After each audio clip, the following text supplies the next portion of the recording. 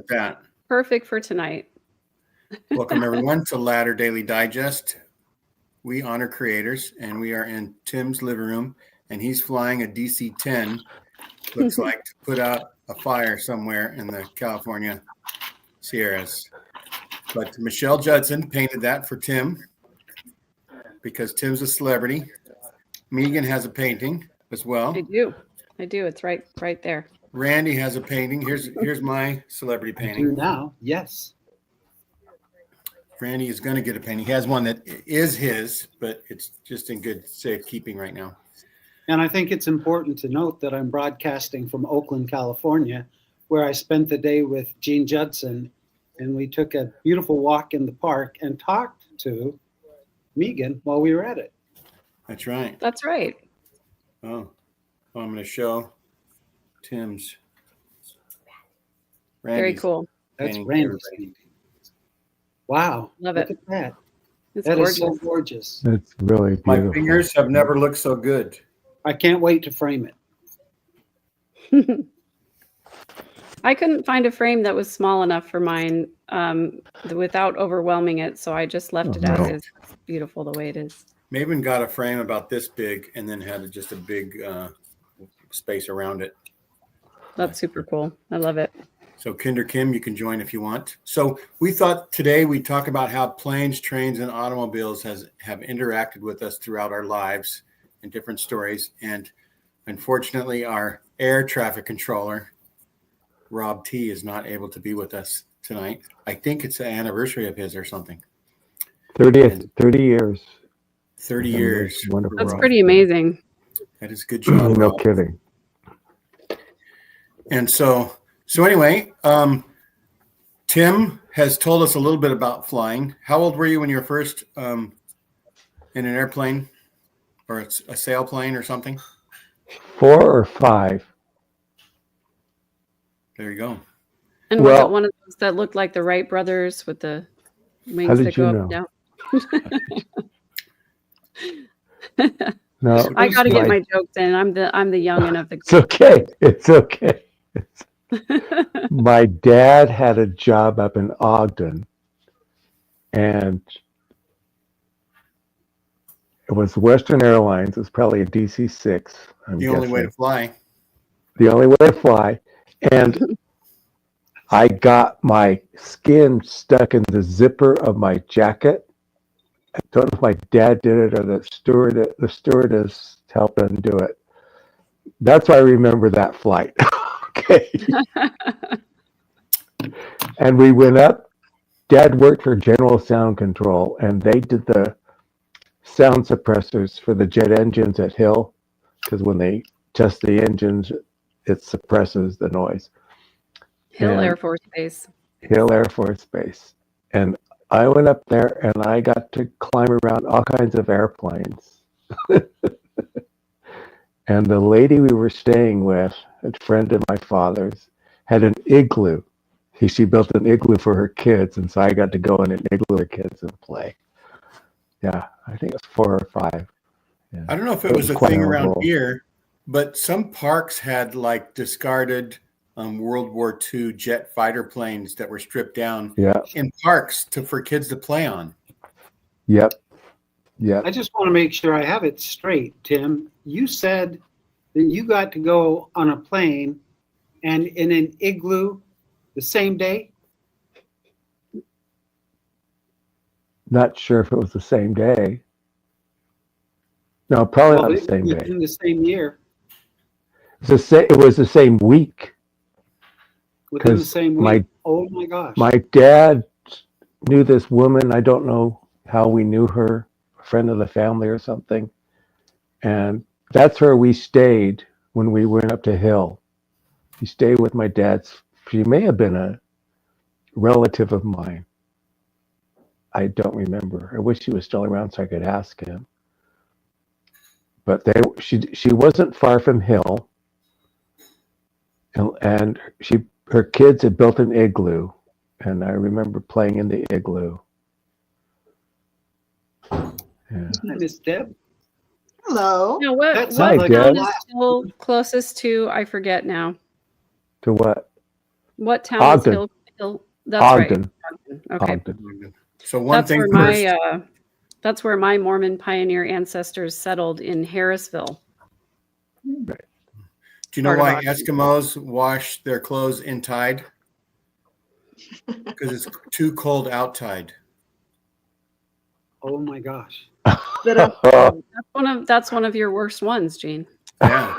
It was my dad from it. Ogden, my grandpa worked for the Union Pacific Railroad, and one end was Ogden and the other end was Hayward, California. Wow. And so my mom was born in Hayward, California, but she grew up in Utah and went to West High, and then came out to California and met my dad, who grew up in Oakland, and somehow I came along. Somehow. Will be able to hear? Yeah. You think we'll be able to hear Kim? Yes, and the camera's working. Oh, yay. What? Guess Can what I see did? and hear. I restarted the iPad. So I have a memory of a train when I was really, really small, and I'm pretty sure we went to, probably my mom and I and my two older brothers probably took a train to visit my grandma and grandpa. And I just remember it clicking clacking and being kind of cool to be in it. But my memory is only like 7 seconds long, even though the ride was probably like, 14 hours or something, or maybe 20 hours. I don't know if it stopped anywhere. But it was cool to be on a train, to Yeah, see. we used to take the train from LA to Cheyenne. My mother's parents lived in Cheyenne. And the first time we went on the train, it was probably shortly after or before this airplane trip. And we get to Ogden, right? And my sister and I are walking through the cars, and we see this lady that looks like grandma. And my grandmother had taken the train from Cheyenne to Ogden to meet up with mom. I think Nancy was like a few months old, my little sister.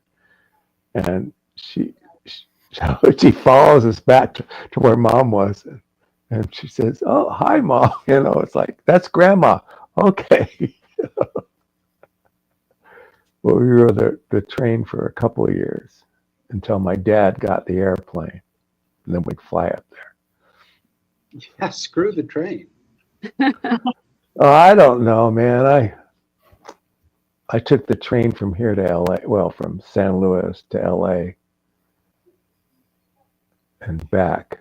I love it. I miss trains. I think it's an advantage, Tim, to take It a is. train, because It if is. the train engine should happen to just crap out and stop, the train just goes to a stop.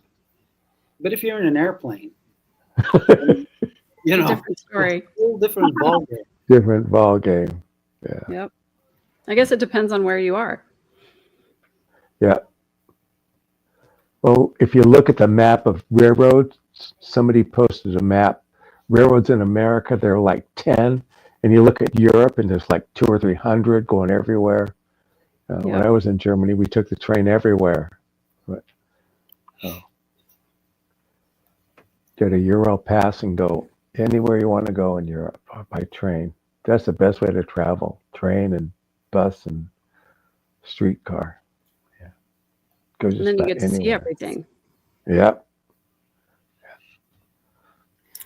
I remember early on when we would go on automobile trips, any like longer than 50 or 100 miles, it seemed like every other trip we were blowing a hose, and Yes. had to Yes. get somebody to. We had to hitchhike to the nearest gas station, and they had hoses on the walls, and you tell them the right model and which hose it was, and then And you put it on, and hope you'd it be fit. on your way. And your car would overheat With the overheating, going up Yep. the Baker grade. Yeah. And then you had to wait for a while before you could take a rag and put it over the radiator cap and slowly twist it and keep your face away. let the steam out. Yeah. Right. Yeah. Yeah. Oh man. Yeah. And who here sat in the back of a big sedan, the window area, and as a kid Yeah. laid down, Yeah. and it was Yeah. nice and warm, and Yes. we the never best had seat belts. No. And who felt sort of off put when the seatbelt laws came in and the child safety restraints and stuff, and said, we survived. It's like, well, yeah, we didn't list all the kids that died. We don't know them, right? My Is this- mom always Well- used to talk about how she would nurse her babies in the car on the way to church in the front seat. No seatbelts, no car seats, any of that stuff. But by the time I was old enough to complain about it, the seatbelts were already required and everything. But I think the first car seat that I had was just a plastic chair, and then it had these two metal prongs that stuck out the back, and you would just stick them into the vinyl in the back seat. Yeah. And they weren't really secured with anything. They were just there. It's a miracle we all survived. It is. Pictures That's of true. bringing home the newborn, just there in the front seat of the car posing. Yep. Yep. But we And didn't then drive getting that car fast sick. though. Kim Then. talks about getting car sick. But we didn't drive that fast either. I mean, 65 was about the fastest you could drive those cars, unless you had Well- a sports car. Maybe you didn't, Tim, but my dad was an Air Force pilot and he did not drive slow. And I learned to drive from him. So to me, I feel like it's a miracle. Okay. What's And the what they- song in the Tom Cruise movie Top Gun where Danger what? Highway to Danger Zone. Oh, Highway to the Danger Zone. Kenny- Yeah. One thing I remember being proud of was that the Golden Spike, the meeting of the Union Pacific and the whatever happened in Utah. And it was like, Yeah. Utah, where my mom grew up and where Mormons are, is in my history book. Isn't that amazing? And you see the picture of all the dignitaries lined up. And Yeah.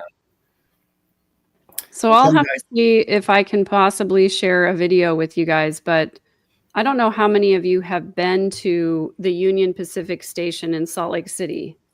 Have you guys been there? Yes. Oh yeah. Yes. Have you been recently? No. They turned part of it into an Asher hotel. That's right. They did. What? The inside is gorgeous, like just the lobby So- area. It is. It's beautiful. So the last time that I was there, it was part of the Gateway Mall. And it was just a big open, empty room, the old train station where they had stained glass windows that were an homage to the pioneer ancestry. And then they had the black and white tiny tile floor. And it was just a big open thing. And so I think it was last year that I went to visit Salt Lake and just by accident happened to stumble across the new hotel that they made. And I went into the lobby and it's this beautiful restaurant and bar, but they still have, the stained glass windows and the murals that are on either side. And I'm going to have to see if I can find this picture for you guys because it is the definition of irony. I thought it was hilarious and then I had to share it with everybody. So go on with your stories and I'll look for it. All I think of when I think of Salt Lake is Rodizio's. That Brazil- restaurant? The Brazilian grill. Yeah, the huge salad bar. It's like a half mile long. I love that restaurant. Forget the temple. Forget Temple Square and all that. Do you remember the Shakespeare sandwich shop, which was right down from Temple Square? Oh, it's not there anymore. Yeah, that's gone. I know. We used to go there all the time when we go to Salt Lake. They got rid of all the stuff. Yeah, that's gone because they tore it down for the mall, right? Hmm. I mean, I haven't been there since they built that atrocious thing. Well, I live near that place, and so sometimes that's like a lunch stop, and that's the only thing that's ever busy in the mall is the food court. And it has a great food court, but like literally the shops, like, I don't know, there's like only 10% of the population who really can afford like Louis Vuitton and, Tiffany. It's all high-end shopping. It's not even accommodating to like families for back to school. If you have No a modest, ZCMI? there's no ZCMI. Really? Nordstrom's and Macy's. And Wow. I think it's just Nordstrom's and Macy's are the two flagship big stores, if I remember. Yeah. Wow. So, but it's Well, how about fascinating. What's that? I just said, how about them apples? That's pretty interesting. Wow. Wow. But it's so overdone, like as far as like just bombastically over the top. Like there's a river running through it. There's live fish in the stream. There's a lot of weird sculptures and architecture in there that makes no sense because it doesn't even point back to like some Mormonism or like even Christian. It's like kind of Art Deco weird, it's just an interesting place as far as that mall. In a bombastic sort of way. Yes. Yeah. Well, I found my picture Okay. and I want to share it Speaking of- with you guys. Yeah. Can you do that? I can share my Megan? screen. Oh, Yeah, okay. I'll add it to the stage. So this is what the inside of the railroad, the old railroad terminal looks like now. So you can see the mural on the back wall. That's Brigham Young arriving in the valley in 1847. And you can see Wow. my lovely bourbon on a big rock. There's a bar right there. So I made Wow. Brigham Young watch me drink a whiskey while I enjoyed Nice. the evening there in the hotel. It's actually a really beautiful hotel. Mhm. And it was lots of fun to see that they turned that into something useful to everyone instead of just a big empty hall. It looks gorgeous. Yeah, it's a really beautiful hotel. They have wonderful service and they have really, really good food there as well. Well, and I like that they preserved the architecture of that building because that's always seems to be the first thing that gets destroyed here in Salt Lake. Yeah. Yeah. Any of the old architecture has just been obliterated, which is sad because some of those buildings are just absolutely stunning. Yeah, they're gorgeous. So anyway, just thought I would share. Thank you. That was a fun Wow. little thing. Hey, Deb Donovan, is there Yeah. a road in Salt Lake or near Salt Lake where you put your car in neutral and it rolls uphill?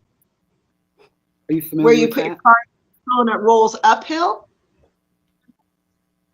Yeah, where your car will coast uphill. It's some kind of an illusional phenomenon that. It's one of those ghost It's- stories.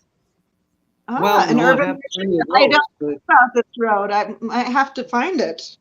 my cousin tells me about it all the time, but I can't remember what it's called. But yeah, it's an It's in illusion. Because those are really the only streets in downtown Salt Lake that are up like that, where you could probably accomplish that. Is what I I'm don't thinking. know. Because the Now- valley is pretty.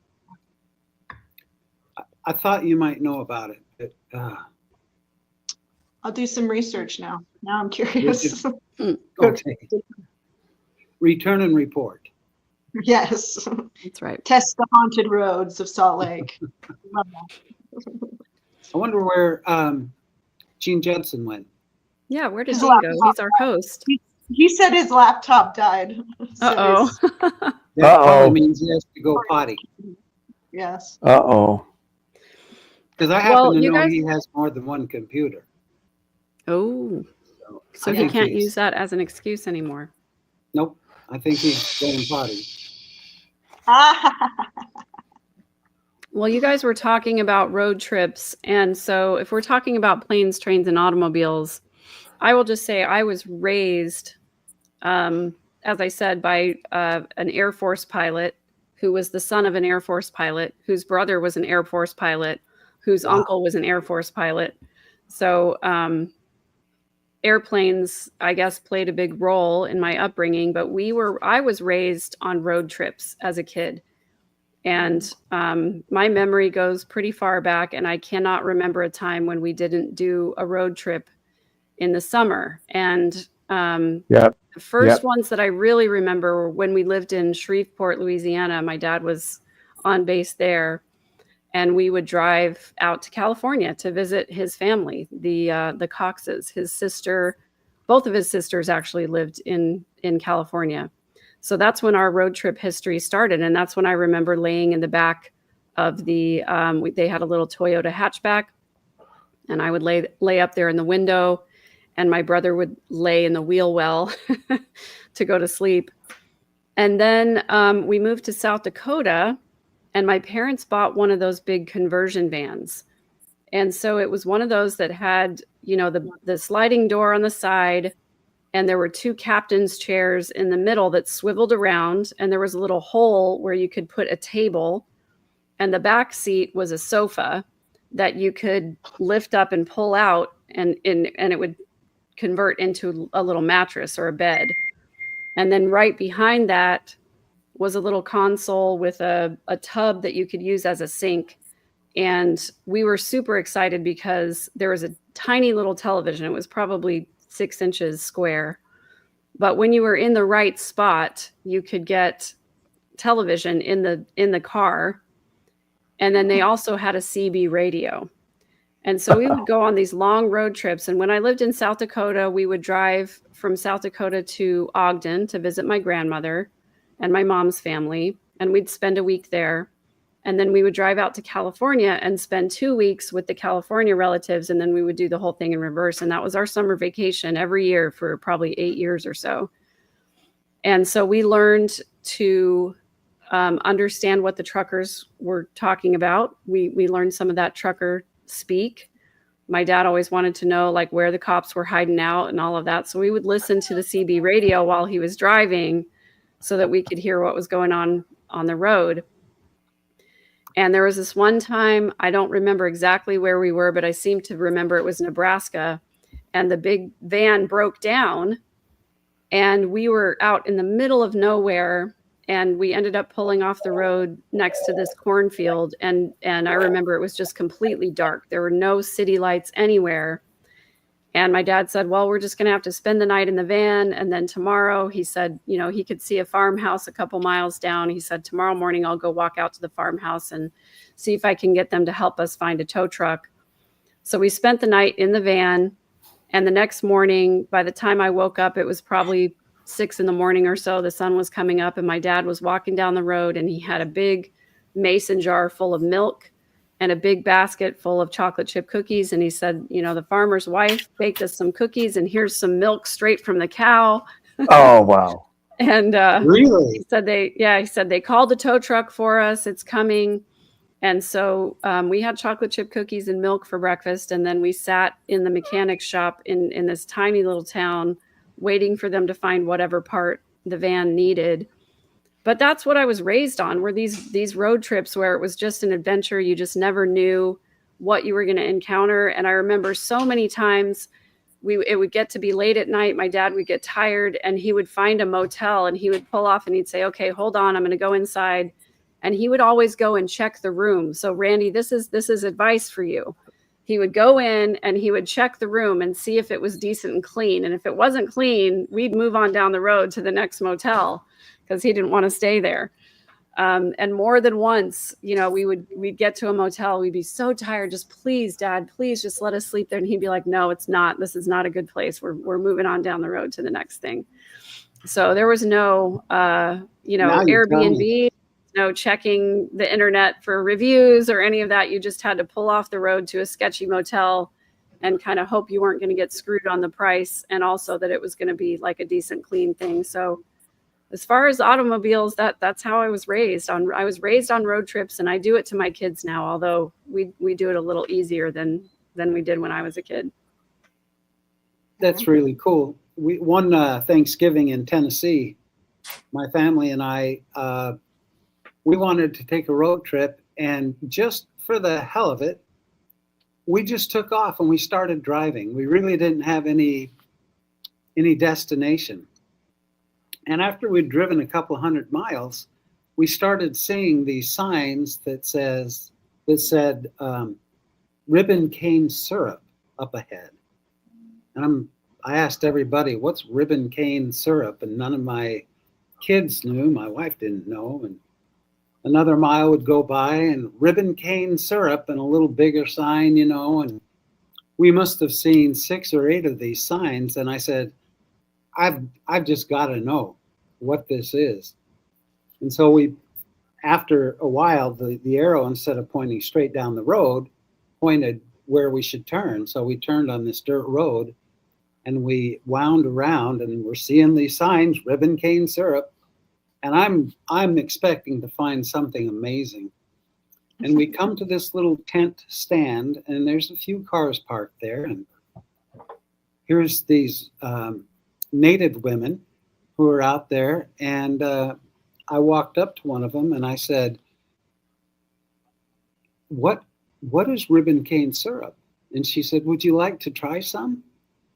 And I said, yeah, I'd love to. We've been seeing signs all along the highway. And so she poured a little in a cup and let me taste it. And I said, well, this tastes just like molasses. She goes, oh yeah, a lot of people call it that. So it was just molasses. But what's cool is she asked, are you all going to the powwow? And we said, no, where is it? And she gave us a few directions. This was before GPS, So we followed the directions and we started seeing the signs to the powwow. And we followed it, and we ended up at this Native American powwow that was all the real deal Native Americans. And it was one of the funnest times we've ever had. It was a Thanksgiving trip.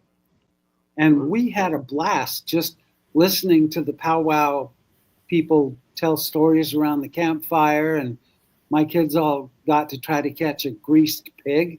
They a $10 bill to the greased pig, and the kid that could get a hold of it, could have that $10. And they ended up with grease all over them, but it was such a blast. It was a good time. The stories, the songs, the dancing, and we were the only, what would they call us? We were the only white man. White man. Yeah. And they treated us like gold, and it was so fun. That's just amazing. A fun road trip story. Love it. Spontaneity. Yeah, I'm always amazed by the advertisements that you see along the side of the road. And when you're traveling the old Route 66, which now is, a lot of it is major freeway, but they still have some of the old Route 66 attractions that are available. And one of the main ones is The Thing.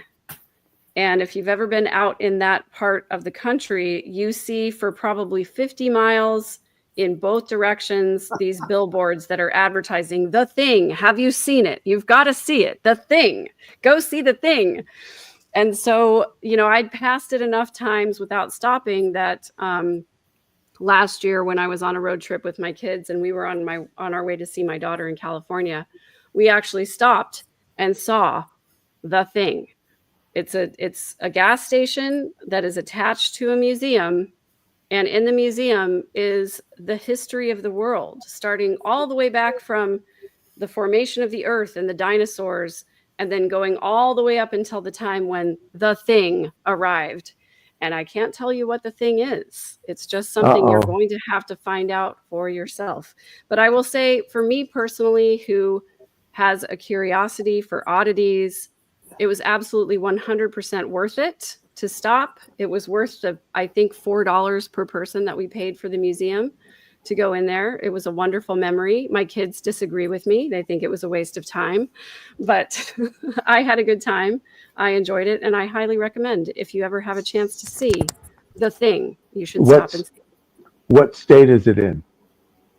Now I'll have to look it up because it's either Arizona or New Mexico, but I don't remember. I think it's Arizona because I've passed that sign many times, but I've never gone in to see The Thing. And I can't believe you're going to leave us hanging and not tell us what. I mean, it's a code of the road trip. You don't reveal The Thing. That's right. It's in Arizona. You're sworn to It's in secrecy. it's in I-10 between El Paso and Tucson, I which found if it. you know that stretch of road, there is literally nothing between El Paso and Tucson. So it's Except way for better than the the thing. 15-foot tall ball of yarn.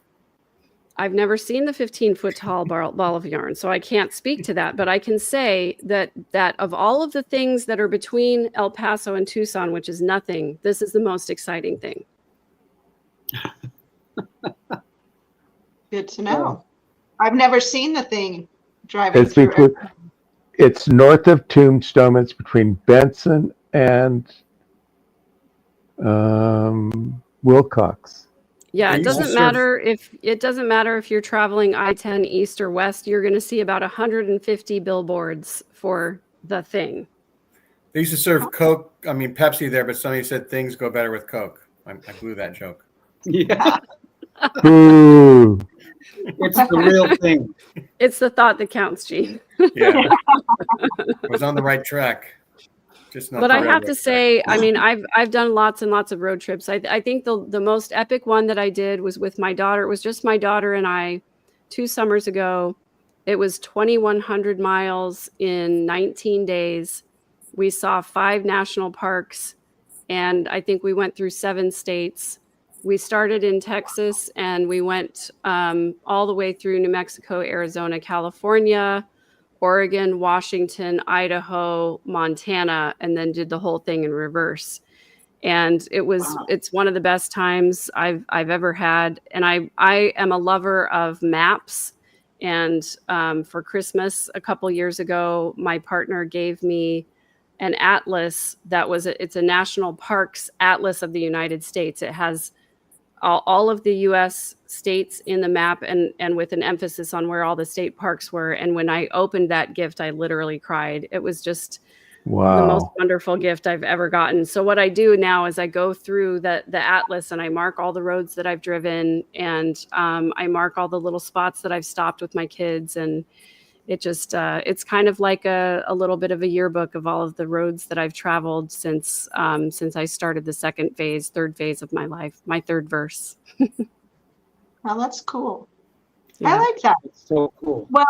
I see that's the cool thing about road trips is those memories definitely stick with you, because there's usually like so much conversation and things that happen that are either good and stick with you, where you're like, that was the best trip ever. Or there's also those times where it's not a fun road trip, where it's like, you know, either something tragic happens or you're going somewhere for a tragic event, you know, like, Right, those- right. I feel like those are the ones that like stick with you, because I think that's the one thing that I think you are doing with your kids that is cool, is it's a lost art, road tripping. Mhm. Yeah, Yeah. exactly. Yeah, and even though, you know, It is. there's digital devices now, so we don't, you know, as much play the games that I did when I was a kid. We would play the ABC game, and you'd have to find a letter Yes. on a sign, or you'd have to find a word on a sign that started with your letter. So we were always looking for the no passing zone, because that's the only place you can find a Z. You know, my kids have their devices and everything, but you know, there still is like the soundtrack of the road trip, and you know, singing songs together. And sometimes they'll watch a movie, and of course I'm watching the road, but they're watching the movie. I can hear it in the background, and the conversation that comes out of that. And then just I was thinking this the last road trip that we were on, we were driving through just a new part of New Mexico that we hadn't driven through before, because that was the way that the new, you know, GPS was taking us. And I had this realization that there's an entire contingent of people, but especially kids in the generation that's coming up, that have never seen an Indian reservation. And we were driving through this Indian reservation where, you know, it's heartbreaking, honestly, to see Yes. the way that they live, and the dilapidated, rundown houses that a lot of them live in, and the fact that their towns just don't have amenities. And you know, the grocery store is not really a grocery store, it's just part of a gas station. There are so many people that live in our country that have absolutely no idea that this is how the indigenous people live now. That's And true. a huge contingent of people who've never even, for example, used the restroom in a gas station because they're so privileged they've never had to do that, or who have never, had to stop by the side of the road to use the bathroom because there just isn't anything for that many miles. It's one of those things I've been deeply appreciative of, that I've seen so much of the country raw and unfiltered. And I know how a lot of people in the country live, and it gives me a lot of compassion for what they go through on a daily basis. And I never want to take for granted the things that I have, the things that my kids have. We've never had a lot of money. We've never come up in privilege. But when we drive through those areas of the country where it's just so destitute, it gives me a whole new appreciation for what I have and for what they have. And I hope that they have gotten that out of the learning experience of seeing the country from that perspective. Yeah, I was in Monument Valley a few years ago, and it's really bad there for the Navajos. Yeah. Just really sad that they don't have any running water, bathrooms and stuff. And we stopped at a gas station. The guy came up to me telling he was a code talker. I says, "You're too young to be a code talker." He was trying to get money and stuff, and I says, Yeah. no. Yeah. You We know, were, and one of the times we were driving through, well, it was just after we came out of this reservation. There was a tiny, tiny town in New Mexico. It was the only place that had gas stations or fast food or anything. And we drove up to the drive-through, and I think it was a Sonic, if I remember correctly. And this indigenous man walked up and very clearly had just come off of whatever shift he was working on, and he had a stray dog with him. And he walked right up to where I was placing my order at the drive-through, and he was, probably only a couple feet away from my window, and he just walked right up to the drive-through and said, "Hey, do you think you could buy me some food?" And I was just so taken aback. I'd never seen that approach before, but I was like, wow, this guy's really ingenious. Like, what a perfect way. Like, somebody's ordering food, they can obviously pay for food. You might as well get a meal. So of course I said, I was like, sure, go ahead. And he just spoke his order right into the microphone.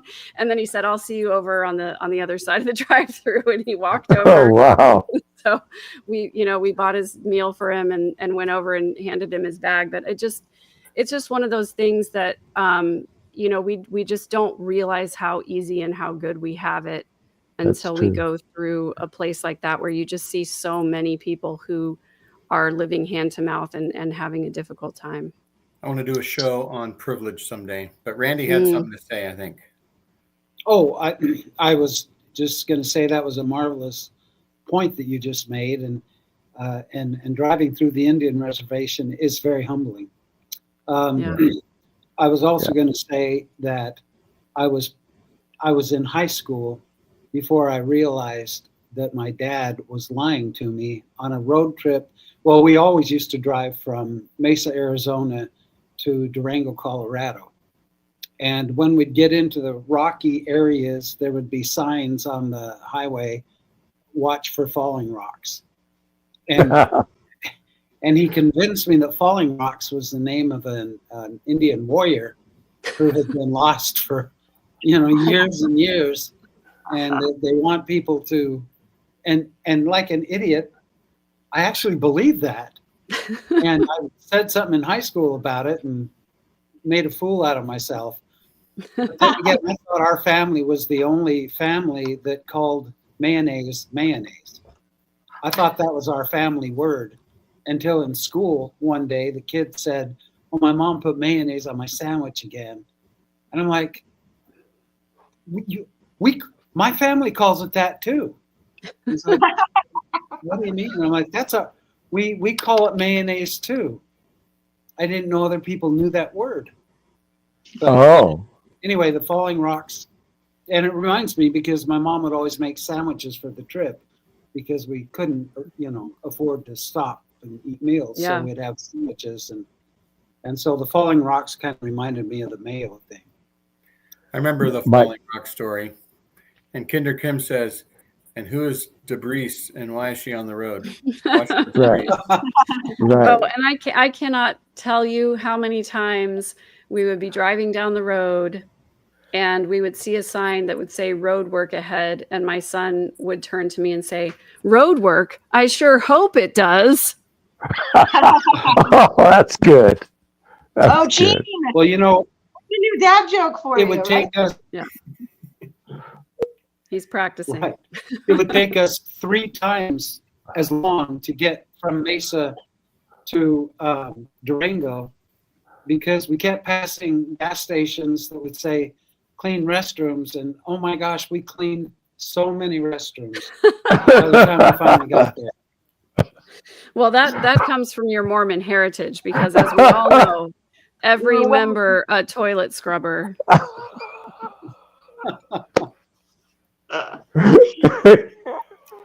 So MB is in the chat. Hey, MB. Hi, My MB. favorites. MB has got Steve? Randy wondering who MB is. So if you Yeah, I MB, know, I've you been don't know. asking We had a around. whole conversation about you because everybody was asking, who is this MB? And why is she in all the chats with all the best comments? And I had to finally chime in and say, MB is my friend. She's a friend of my channel. I brought her. She is my gift to you. Thank you. Yeah, it was because I've seen MB in so many, during so many podcasts, and I guess it's probably with you, Megan, that Yeah. when I'm seeing MB, and so I had to put the word out, put a all points bulletin out on MB. Who is she or he? Or She's the best. thing. She's a dear friend. Okay, good. Good, Megan good, is very good, good. complimentary of you, MB. She's a rock star. Yes. That's right. Mystery was solved for sure. Yeah. Well, kind of. I mean, I just know that MB is a good person. Well, have a I'm the story. only one that's actually seen her and knows what she looks like. So you Aha. could pass her on the street tomorrow and you wouldn't even know it. We Yeah, are that's all true. envious of Megan. It's bugging me that one light is on and one light isn't. Just Uh-oh. I have a story about Tennessee. That's where the Chattanooga Choo Choo is, right? Yep. Chattanooga Yeah. Chattanooga Mountain. Chattanooga. So not to show up Megan too much, but when I was 13, our family started out in California. We went all the way across. We went to the Grand Canyon, then we went all the way across Texas, and then we New Orleans, Walt Disney World. The first year it was open, but not the very first. Dang. But within the first year of it opening, before it had its first anniversary. And then we did Civil War history, and then we Wow. did Washington, D.C., and my 4 brothers and I went through the Smithsonian Institute in about a half hour, and we told our parents who were still in the first wing, we're done. We've seen it all. And our parents said, we got like 7 more hours in here. Go try to find something to do. I was going to say, how can you do the Smithsonian in half an hour? That seems like it's a crime. Exactly. And we saw the Oakland A's beat Baltimore in Baltimore. Wow. Wow. And we did church history. We went to the 38.5-foot statue Independence. of the granite Oh. monument to Joseph Smith. And I Oh, the didn't realize phallus for Joseph. till now what an ego Joseph Smith must have had. But anyway. But anyhow, then we did. We never did any church history. But That's when cool. we were doing Civil War history, we're in Tennessee, and we were going to go to some KOA campground or something, and we were talking to somebody at the park that we were at, and we said we're going to go to this place, and they said, oh, we'll make sure when you see the Highway 49 sign that you take it because it's confusing or something like that. And so we're just looking at maps, the good old days, right? And we all of a sudden we see you are not on Highway 49, right? It was like, when have you ever seen that?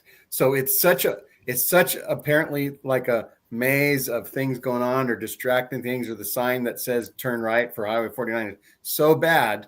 It's better for them to put you're not on Highway 49, go back instead of making it a bigger sign where it should have been. I don't know what the deal is, but that was a road.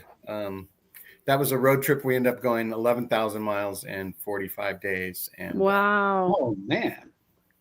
That's and amazing. it was a very amazing trip. The only real thing we missed was New York City, the Statue of Liberty and stuff, and Mount Rushmore.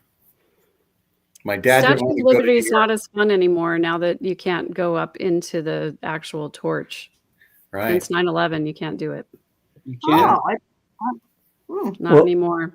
I thought they reopened it. I just read an article saying Oh, they were maybe they thinking did. about- Maybe They they might did. have, because I know I went once, and then right after I was there, but I didn't go up, but they had it closed, whatever. But then the hurricane, was it Katrina or something else that came It up the wasn't East Katrina, Coast, but and it flooded all of the East Coast and damaged. The park was closed for like a year trying to fix everything. And Wow. so- By the way, Tim, I wore this shirt in honor of you tonight. Uh-oh. It's Oh, it's got the Oh, cats. cats. my little kitty shirt. Cute. I Cute. thought of you and I thought I've got to wear that. Well, I've had just three yelled or cats. four and- cats on me. Yo, cats and what? You yelled cats, and we were just talking about New York, and I immediately thought memory. East, da, da, da, da, da, da, da. Back in 76, I think it was, end of 76, a friend had just moved out from Philly, and we drove from Colorado Springs to Philly and back during the winter. I spent New Year's Eve on the steps of the Philadelphia Art Museum, and somebody was blaring Rocky on their radio. Of course. Nice. Did you run up and down the steps just to participate, or I ran because it was cold to keep warm. that's But it my was- theory about why New York walks so fast. It's because it's freaking cold there, and you walk fast. Mhm. And on the way back, we stopped in Nauvoo, and I walked out on the frozen Mississippi and back. Cool. Went to Carthage, and then the car broke down at Four Corners. Oh no, that's the Rock worst Island place Mall. for a car breakdown. There's nothing there. No, there's Rock Island, Moline, and the Quad Cities. They're my friend's you're not car- talking about like the Idaho, Arizona, No. four corners. Utah, Okay. Arizona, New Mexico, and Yeah, Yeah. Colorado. that's what it No, was no, talking- no. Okay. The Quad Cities. And we fixed the car and we drove home. But that was an interesting trip. Are there any? I remember the first road trip I remember was we went from LA to Albuquerque to see my uncle who worked for the Nuclear Energy Commission. And we stopped along the way, that's where I saw the Grand Canyon for the first time, and the Meteor Crater and other stuff, all those attractions. We may have stopped where the thing was even through there, but it's been Yep. so long ago, I don't remember. But you wouldn't tell us even if you It's did. close by. Yeah. You can't tell. It's You something can't you can tell. only see if you go. I mean, of course, now with the internet, I'm sure you could probably look it up. But why would you spoil it? It's Well, yeah, just you won't- it's a you won't- fun thing. Exactly. Yeah. And then we drove north to Cheyenne, and it was Cheyenne Frontier Days, and I saw Native Americans there. My grandfather and grandmother knew some of them. I remember that. Go to the rodeo and stuff. Yeah. And then we drove home. And then we used to go to Star Valley, Afton, Wyoming, all the time for summer. We drove up there, and then when Dad got on the plane, we would fly up there, and we'd spend end of August to September a couple weeks up there. And my cousins had a ranch, and we'd move all hay and move pipe. That's a And I blast. remember Thomas Go up S. to Munson Yellowstone. announcing the temple in Star Star Valley, Valley. Wyoming. And it ruined the valley. It's so bright, it ruined the valley. I Really? remember thinking to myself, there is nothing in Star Valley. Why would they put a temple there? Because all the people who died driving from there to Idaho Falls and back, a lot of people would drive off at the Palisades, north of, coming out of the Palisades, north of the end of the valley. There's a windy switchback, and a lot of people died going off that road. There was one car, two couples were in the car, and they just went right off and were killed. Oh, I remember that happening. When we lived in Colorado Springs, I worked for my dad, but I would go from like June to September. I go up to Harold's Ranch. I go from first crop all the way to second crop, and spent the summers up there. His ranch was right up against the Wind Rivers, had a square mile. He owned one half and Grandpa owned the other half. And we'd go up to Yellowstone too sometimes, and back in the Tetons. And I had a cousin who took people up. Her horse was named Money Changer, and Sylvia would take dudes up to the Tetons, up in the Tetons and back down. It was just great, man. I remember that. So most of my summers growing up, we spent in Wyoming. And, yeah. nice. And then we flew back to DC in '67, June of '67. We flew back to DC and saw Mom and Dad. Mom and Dad met in DC after the war. And we met their friends. And then we went up to New York to see my dad's mom and stepmom. I mean, dad and stepmom. Yeah. That's on my And- bucket list to see Mount Rushmore. Didn't you I haven't say been you there. went? Oh, you That's haven't on been my there. bucket. That's my bucket list too. One place Yeah, I wanna be. when we lived in South Dakota, we made one trip out to Rapid City because the Steinway piano dealership out there was having a sale, and my mom insisted that we all take piano lessons when we were kids, which my siblings kind of balked at, but I actually really enjoyed it and I was grateful for. I was the only one that kind of stuck with it through the years, but we had a little tiny spinet piano for a really long time. And then when we lived in South Dakota, one of my teachers told my mom, you need to get a real piano if Megan's going to keep playing. And so they heard about this sale that was happening in Rapid City. So we drove, and Sioux Falls is on the opposite end of the state. And it's about, I want to say 750 miles at least from Sioux Falls to Rapid City. So we loaded up the van and we drove out there and we saw Mount Rushmore, and they went to the piano sale. They found a piano that they liked. They rented a U-Haul, put the piano in it, and we drove back. And that Steinway, it's mine now. I get to have it because I'm the only one that stuck with it. I had to purchase it, which is a completely different story, which is a story. It's a rabbit hole for another time. But the Steinway is mine now. It's the piano that I grew up on. It's the piano that I grew up learning. I will always remember that trip to Rapid City and seeing Mount Rushmore. It was, as a kid, I mean, I was only probably 11 years old at the time.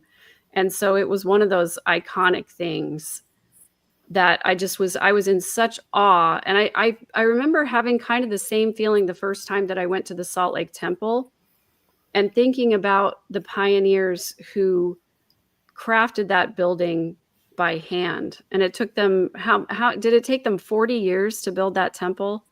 Yes. And I just remember looking at every detail of the woodwork and the handrails and, you know, all of the beautiful carvings and everything that went into building that temple. I was just in awe of the sacrifice that those people made because of their faith. And I remember thinking the same thing about Mount Rushmore, of the thousands and thousands of hours that it took to carve that by hand out of rock. I mean, it's just a massive, amazing, beautiful tribute to what an individual craftsman can do if they have the vision and the determination to see it through. It's just fascinating to me. Yeah. It blows Yeah. me away to see those carvings. And Yeah. same with the Mesa Temple. There's beautiful carvings all the way around it. Yeah. I don't know if we're going to MB. right. What did MB say? So I wrote a song after Lori Vallow's trial that has now become somewhat infamous, and I mean, we can play it if you guys want to, but it's Oh yeah, let's hear it. it has nothing to do with the topic. It's completely off topic, and that's why I was shaking my head at MB, because she's going off the rails over here. Speaking of rails, that's a good segue, because To the trains. before this is all said and done, Trains. I have a train story that I want to share with y'all. But Well, let's hear it. We're ready. This time we've come to that crossroads, that tracks. We're over the tracks now. You got to say it. I didn't have a lot of train experience in my life until I went on my mission to Spain. And then everywhere I went was by train. And every 6 months we had to leave the country and come back in, and that would renew our Really? passport for another 6 months. Oh, So wow. we either end up going to France or to Portugal. And where I lived was, we went to Portugal. And we got on this train that, it was a high speed type train for back then. You know, this is back in the old days. And it didn't take us that long to get from Santiago de Compostela to Portugal, where we had to go. Well, we crossed the border, got a sandwich, got our passport stamped, and then we went to get on the train again, and I headed for that high-speed, fast train. Uh-oh. And the conductor said, no. And he told me in Spanish that that's not the train we were taking home. Uh-oh. So we got on this old train. They used to call them tin cans. They were slow as crap. And It's ribbon I- cane syrup. slow as molasses syrup. Is that what you said? Ribbon That's cane so syrup. Ribbon cane syrup. Ribbon cane syrup. Anyway, the sun had gone down and it was dark, and we were, you know, I remember as it was starting, it like cha-chung, cha-chung, cha-chung, as it, you know, slowly came to life and got up a little bit of speed. And it seems like just as soon as we did, you'd hear that, you know, the wheels squealing, and we came to a stop at a little town, and people would get on. And this went on for hours. It was a And- milk run. It was It was that. a milk run. Yeah. Stopping at every stop. Yeah, Yeah. exactly. And I was tired. We were all tired. There were 6 of us missionaries, and we were in just one compartment. And officially, a compartment can hold 8 people, 4 on each side, and then you've got the hallway all along down the train. Well, as we were out in the middle of nowhere, I hear that sound again, and I stood up so I could see past the hallway and look out the train window. And there was just one man standing, I'm not kidding when I say just out in the middle of nowhere. And I said to the companions, how does he get a train to stop for him out here? There's not even a town. But the train did stop. And this guy climbed on way up towards the front of the train. And so I sat back down. And we started up again slowly. Cha-ching, cha-ching. And after the train had gotten rolling again, I just happened to see movement outside the window, and this guy is stepping into our car. And, you know, I'm thinking he's going to walk by because the train was almost empty. I mean, there were all these compartments that were totally empty. And there's 6 of us sitting in this one compartment. And the guy looked like an old prospector with a beard, and he had a big old floppy leather hat on and a leather coat. And he just looked like something out of a storybook. But as he passed our compartment, he stopped and turned and looked at us. And I remember seeing how bright his eyes were. And he looked right at us, and you know, I'm thinking, you've got to be kidding me. He's going to come in here with all of us in here. But I said, buenas noches. And he looked and he said, elders. I said, you speak English? He said, elders, I've been looking for you. And we all got the coldest feeling, a shivering cold feeling. And we'd already had evil spirit issues in Santiago where we lived. And he walked in, and it's like he brought the cold in with him. And he sat right down beside me. And I moved over.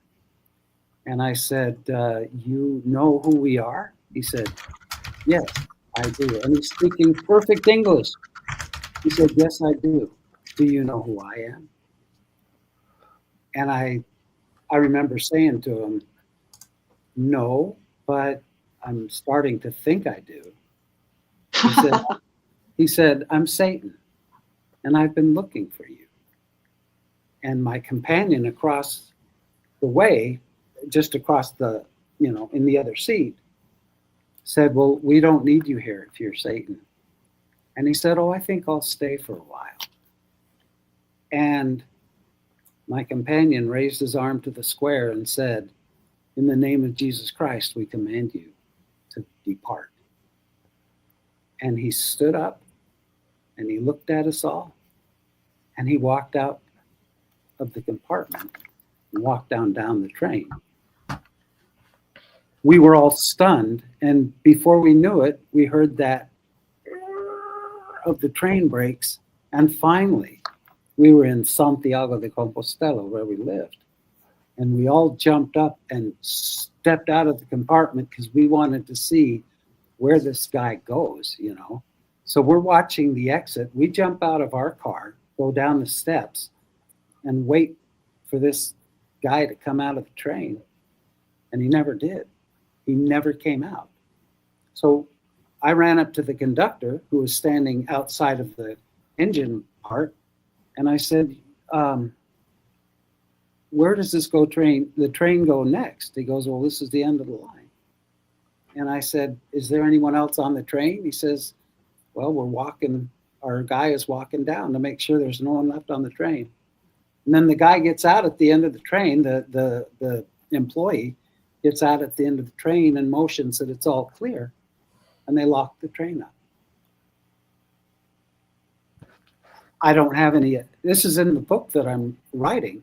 I don't have an explanation for that, but we were all humbled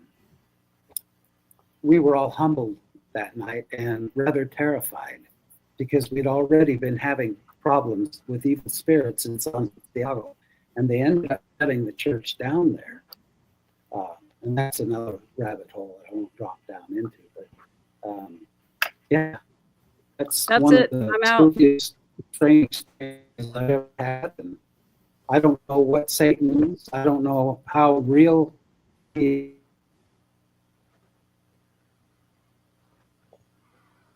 You froze. And now he's in a portal. I know. So I'm just out. I'm out. I'm done. Randy, come on now. Whew. Randy froze Every time he comes and drops a bombshell every single time. every single time. He's always got one up his sleeve, I swear. This guy's lived like Absolutely. 9 lives of who knows Wild. what. Yes. Mind blown.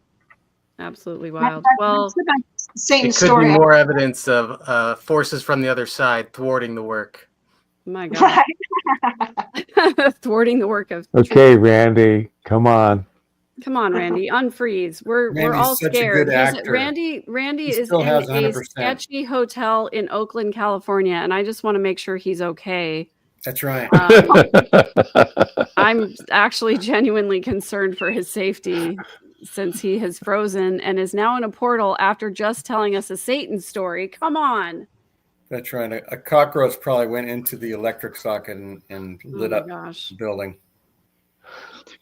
Well, I have something that I hope will rebuke Satan. Oh no. See, now he's gone. What are we gonna do? Okay. That's okay. Oh, you're back. I was about to wasn't call supposed to tell that 911. story. I El was Diablo. about to call 911. That was weird. Everything just went. My screen just went blank. That's not good timing right there. No, that was awful timing, Randy. I was literally about to call 911. Awful good. I was like, thought. my friend Randy is in a hotel in Oakland, in a sketchy part of Oakland. Please find him.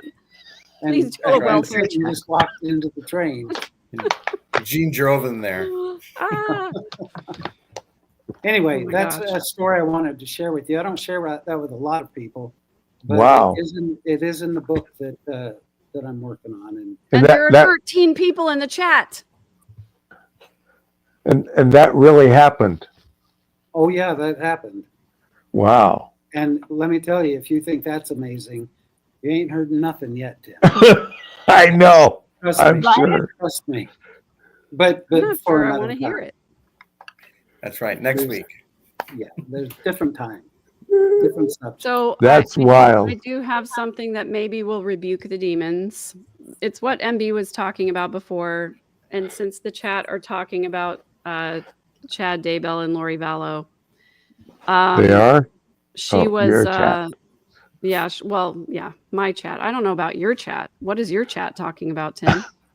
You've The got show is the worst for getting ready for bed from MB.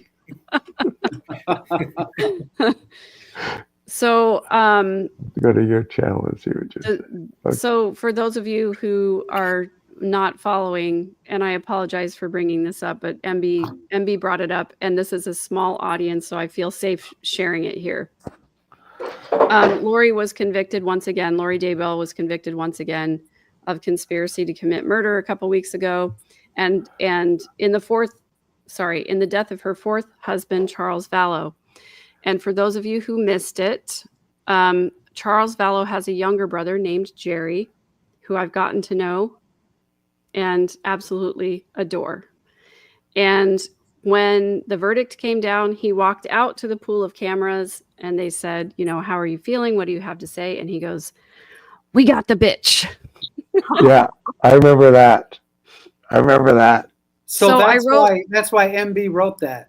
Yes. Well, Oh. so because of his comment, I wrote a little song for him that incorporates some of the interesting things that happened during the trial, and it's unlisted on my channel, on my YouTube channel, but Jerry decided to post it on Facebook, so now apparently it's just out Uh-oh. there for people to see if they want to see it. So there it is.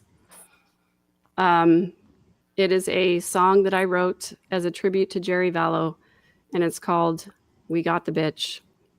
And people can visit it by themselves if they want, or we can play it. It's fine either way. You can play it. I think we I should would play love it. to hear it. I would like to hear it. I don't have Go the ahead and play master controls, so Yeah, it's relevant current events. I'm for it. You can't cue it up. I don't know if I don't have the controls, so I don't know if I can I? It doesn't Go say to the bottom, present click present. It should let you. on the bottom. Everybody should be able to do that. Okay, let me try.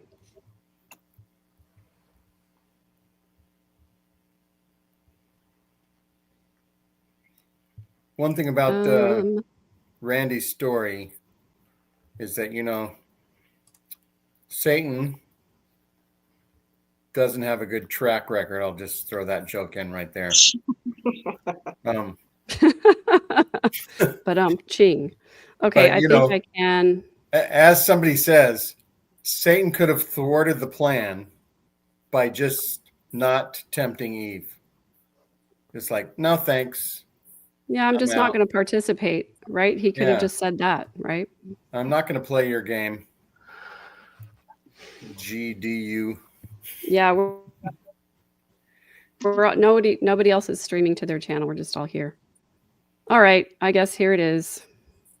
If Here we you didn't go. watch a lot of the trial, you won't get some of the jokes, but you'll probably get most of them. It's gonna be awesome.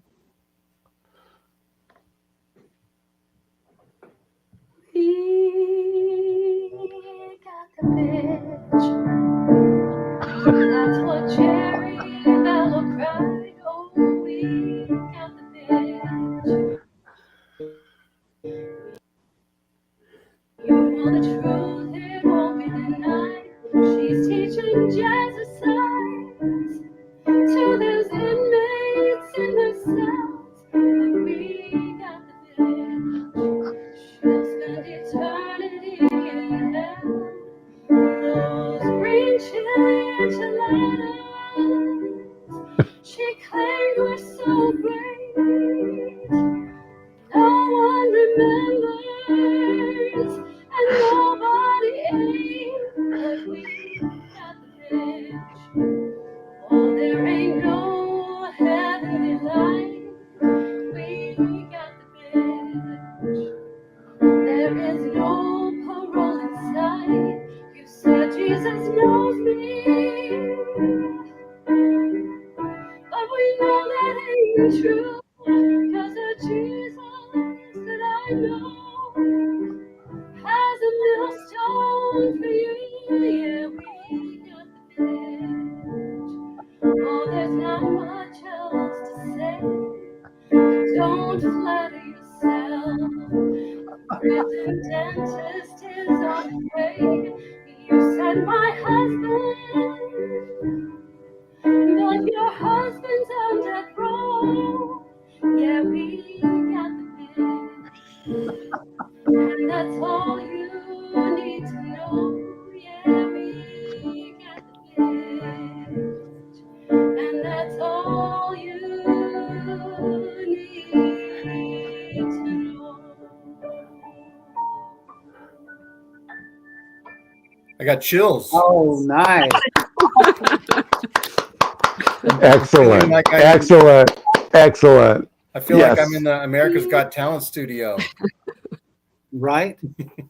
Megan, Beautiful. I'll never cease to be Beautiful. amazed with your You beautiful. got everything in there. You got the chilies, the fuzz. Oh, that is perfect. Me.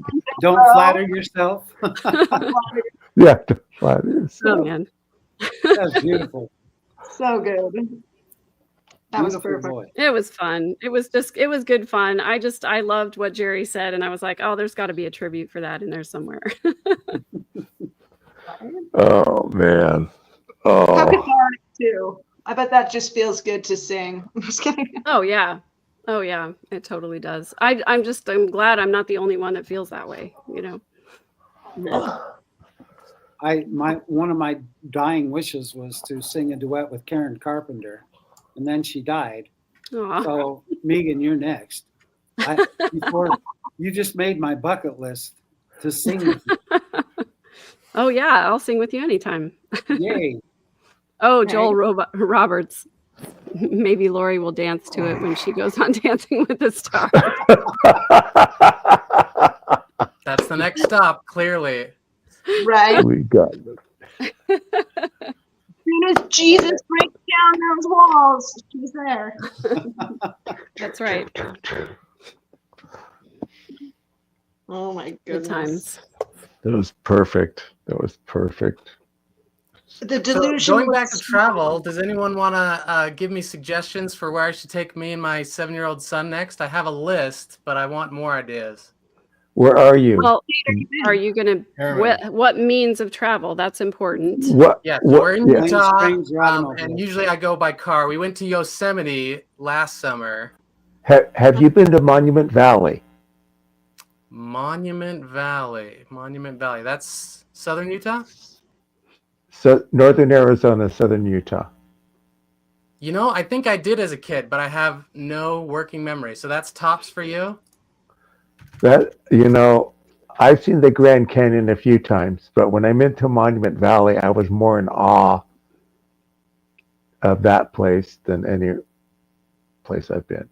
Well, John Ford used it for most of his westerns, but it's amazing. It's just, it's kind of overwhelming. That, Sedona, and the Grand Canyon. Yeah. Yeah, I mean, as long as you're in the area of northern Arizona, southern Utah, one of my very, very favorite drives is just southeast of the Grand Canyon, the Vermilion Cliffs. Yes, the Vermilion Cliffs. Yes. Gorgeous, gorgeous huge, tall red rock cliffs against beautiful, stark blue sky. It's one of the most beautiful drives I've ever done. Where's the Painted Desert and the Petrified Forest? Is that in Arizona? Yes, but it's Somewhere, I in can tell you. northwestern Arizona, I think. Northwestern? Okay. Yeah, so if you leave the north rim of the Grand Canyon and go west from there, that's where that's where that is.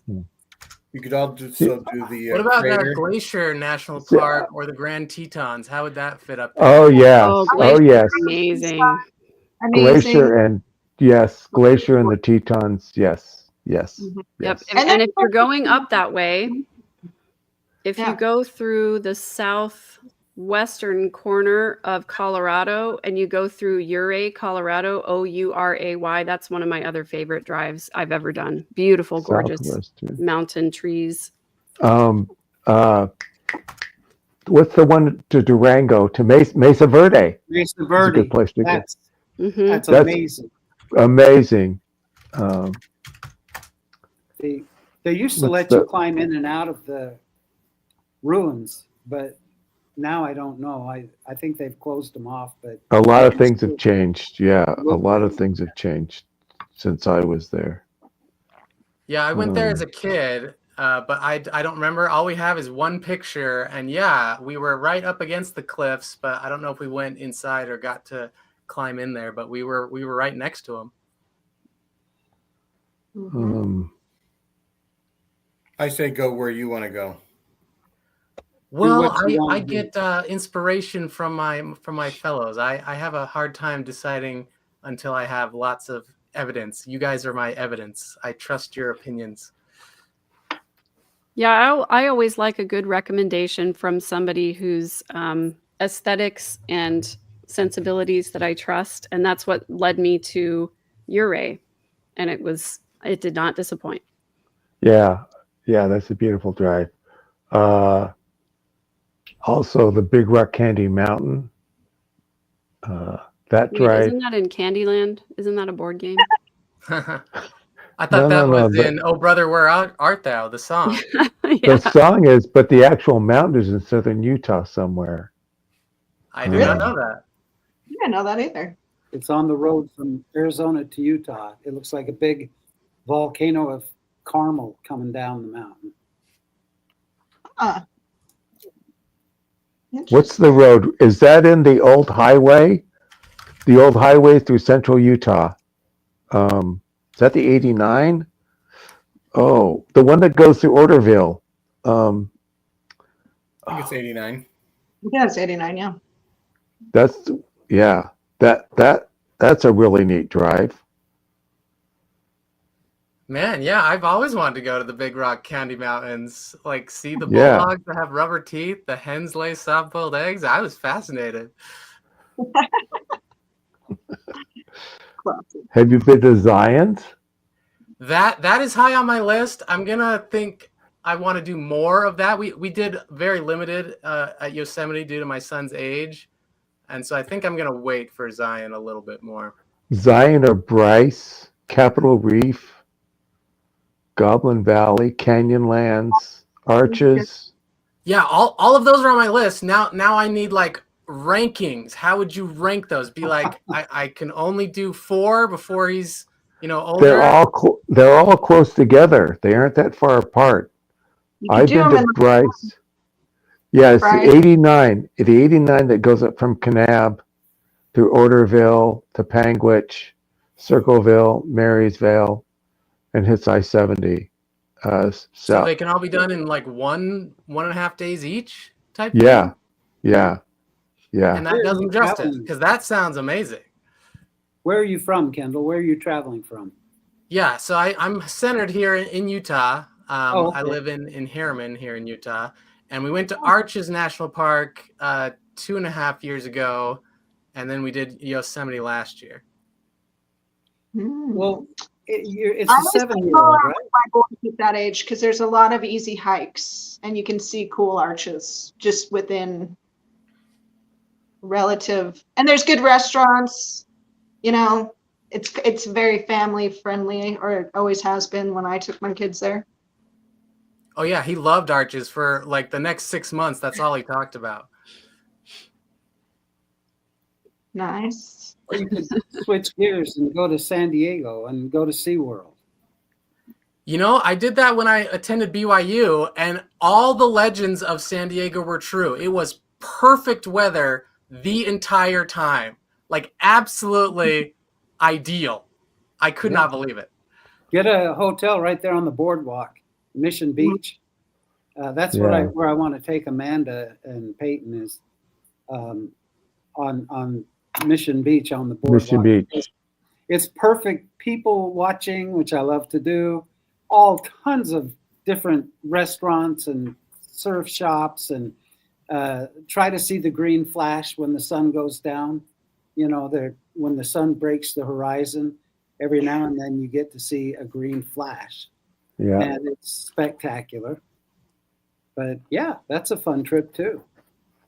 Awesome. We've Yeah, got I Knott's did Berry some Farm. people watching when I was in Balboa Park in San Diego. You got Disneyland and Knott's Berry Farm, like she said. I like Knott's Berry Farm better honestly- than Disneyland, to be honest. I think I honestly don't know what the draw is for Knott's Berry Farm. You know, it just was one of those things that, like, we went and did that with the Coxes when we were kids, and I thought it was like just okay. I mean, of course, comparing it to Disneyland, you know, Knott's Berry Farm is not going to be great, but they have some kind of Jesus statue there, if I remember, don't they? In Knott's Berry Farm? Yeah. I don't Well, know. I haven't been there since they put the wall up and charged admission, okay? So that was a long time ago. Well, I just drove by it a few weeks Berlin, they ago. put We the went. wall What? It's the opposite of Berlin, where they put the wall Yeah. up. When they put the wall up. I just drove by it a few weeks ago, and there's nothing but rides. Well, a 7-year-old would hate that, huh? He'd You'd love the love it. rides. Or you could go to Six Flags and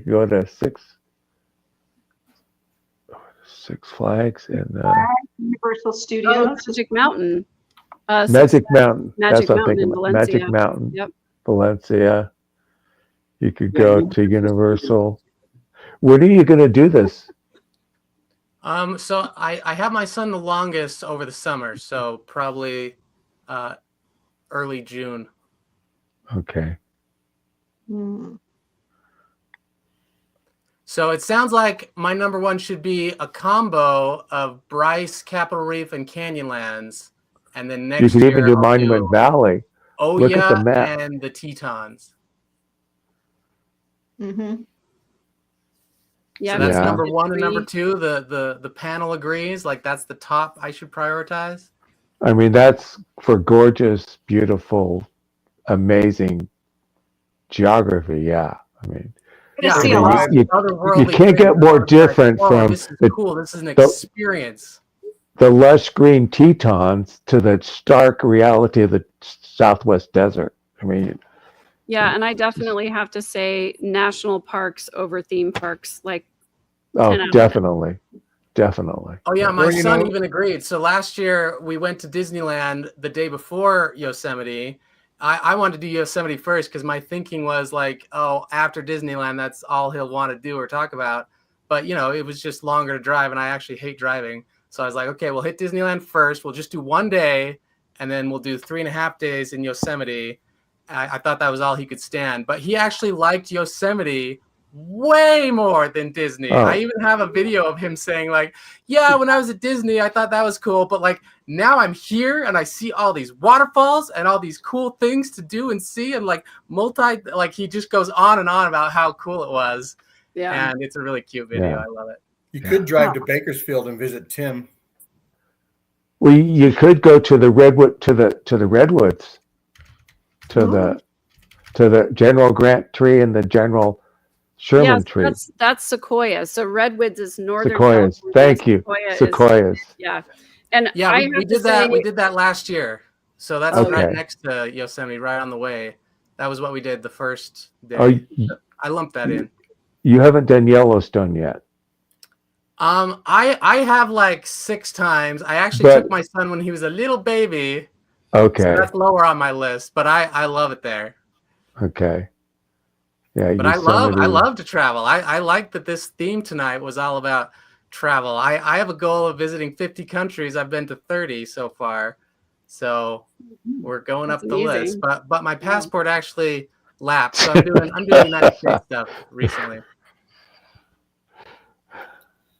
When I was young, a teenager, our stake hired 4 buses, and our youth went to BYU for BYU camp, or whatever they called it. And that was like instead of what is it when they go on the Youth Mormon conference? trail? Oh, the trek. Ugh. They go on trek. I mean, it's so much better to go in buses than on the trek. But our bus somehow got pulled over for speeding, and I was What? 17 or 16, and I was like, I thought everything official was like on the same team. It's like, like the bus company was like the government, and the cops were like the government. Everything was like the government to me for some reason. And I was like, why is the government giving the government a ticket? Somebody had to explain to me that the bus company was a private company and they hire, private people. And so I was not all that educated when I was young about the way the world works. But I'll have to say, so we started at like 4 or 5 p.m. and we drove all through the night, and like at 7 a.m. or whatever, we got to BYU. But we did co-ed buses. Oh, scandalous. So I got my first kiss on On a church trip. BYU church trip. Woo. Was it from another priesthood holder? It was from a girl named Shirley. Don't call me Surely you're joking. Yeah. Don't call it Shirley. And then the rest of the week, I avoided her the whole week that we were there. And did you What? feel guilty Just- and go confess to your bishop? And No, I didn't. I didn't even want to brag about it. She was like my friend, at school, at high school, right? We just hung out at lunch sometimes, where there was no romance at all, and we were just sitting next to each other, and then the bus is bouncing, and it's all nice and quiet, and you just get closer and closer, and hands touch hands, and then your head falls next to each other, and then pretty soon your head's turning, and you're starting to kiss or whatever. And I didn't know how to kiss, it sounds very detailed and planned to me. and it was it was kind of interesting because I didn't know what I was doing, and she surprised me a little bit here and there. Well, I'll just say. Oh no, I I'm, bet she did. I'm falling asleep. I'm falling asleep. Oh no, I'm That's right. 2:00 in the morning. Satan was out on the bus, Randy, helping us hook up, we'll say. Squirrely But anyway, Shirley. are there any travel movies that you like? Like, an interesting movie is like Elizabethtown. It has Planes, Trains, and Automobiles is the best travel movie. Planes, Trains, and It's a Automobiles. good Oh, I one. got to disagree. I got a better one. What's National better? Lampoon's Family Vacation. Okay, all right. Is anyone on Letterboxd, like the movie recording app? Yeah. Tim, you and I need to exchange letterbox lists, but I love recording movies and ranking them and making lists about the best movies. And I got to say the best travel movie, because I'm a social justice warrior at the same time, is a movie called Under the Same Moon, La Misma Luna. It's an international film.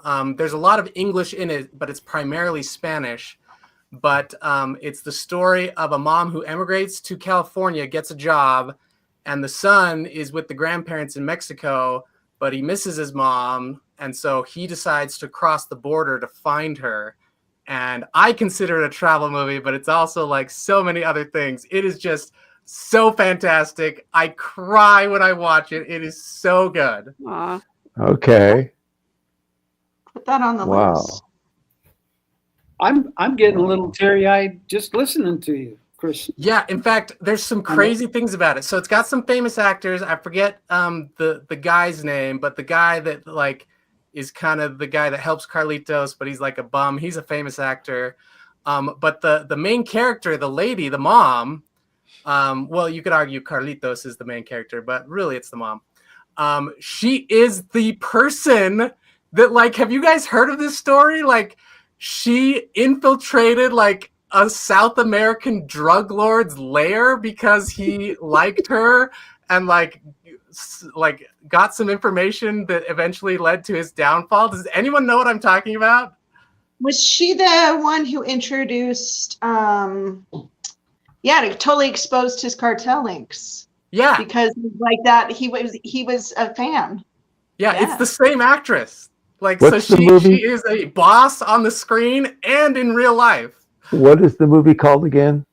Under the Same Moon, but because it's international, it might go by La Misma Luna. Again, there's a fair bit of English in it. Lots of native English speakers I've shown it to watch it in the default language, and they totally get everything that's going on.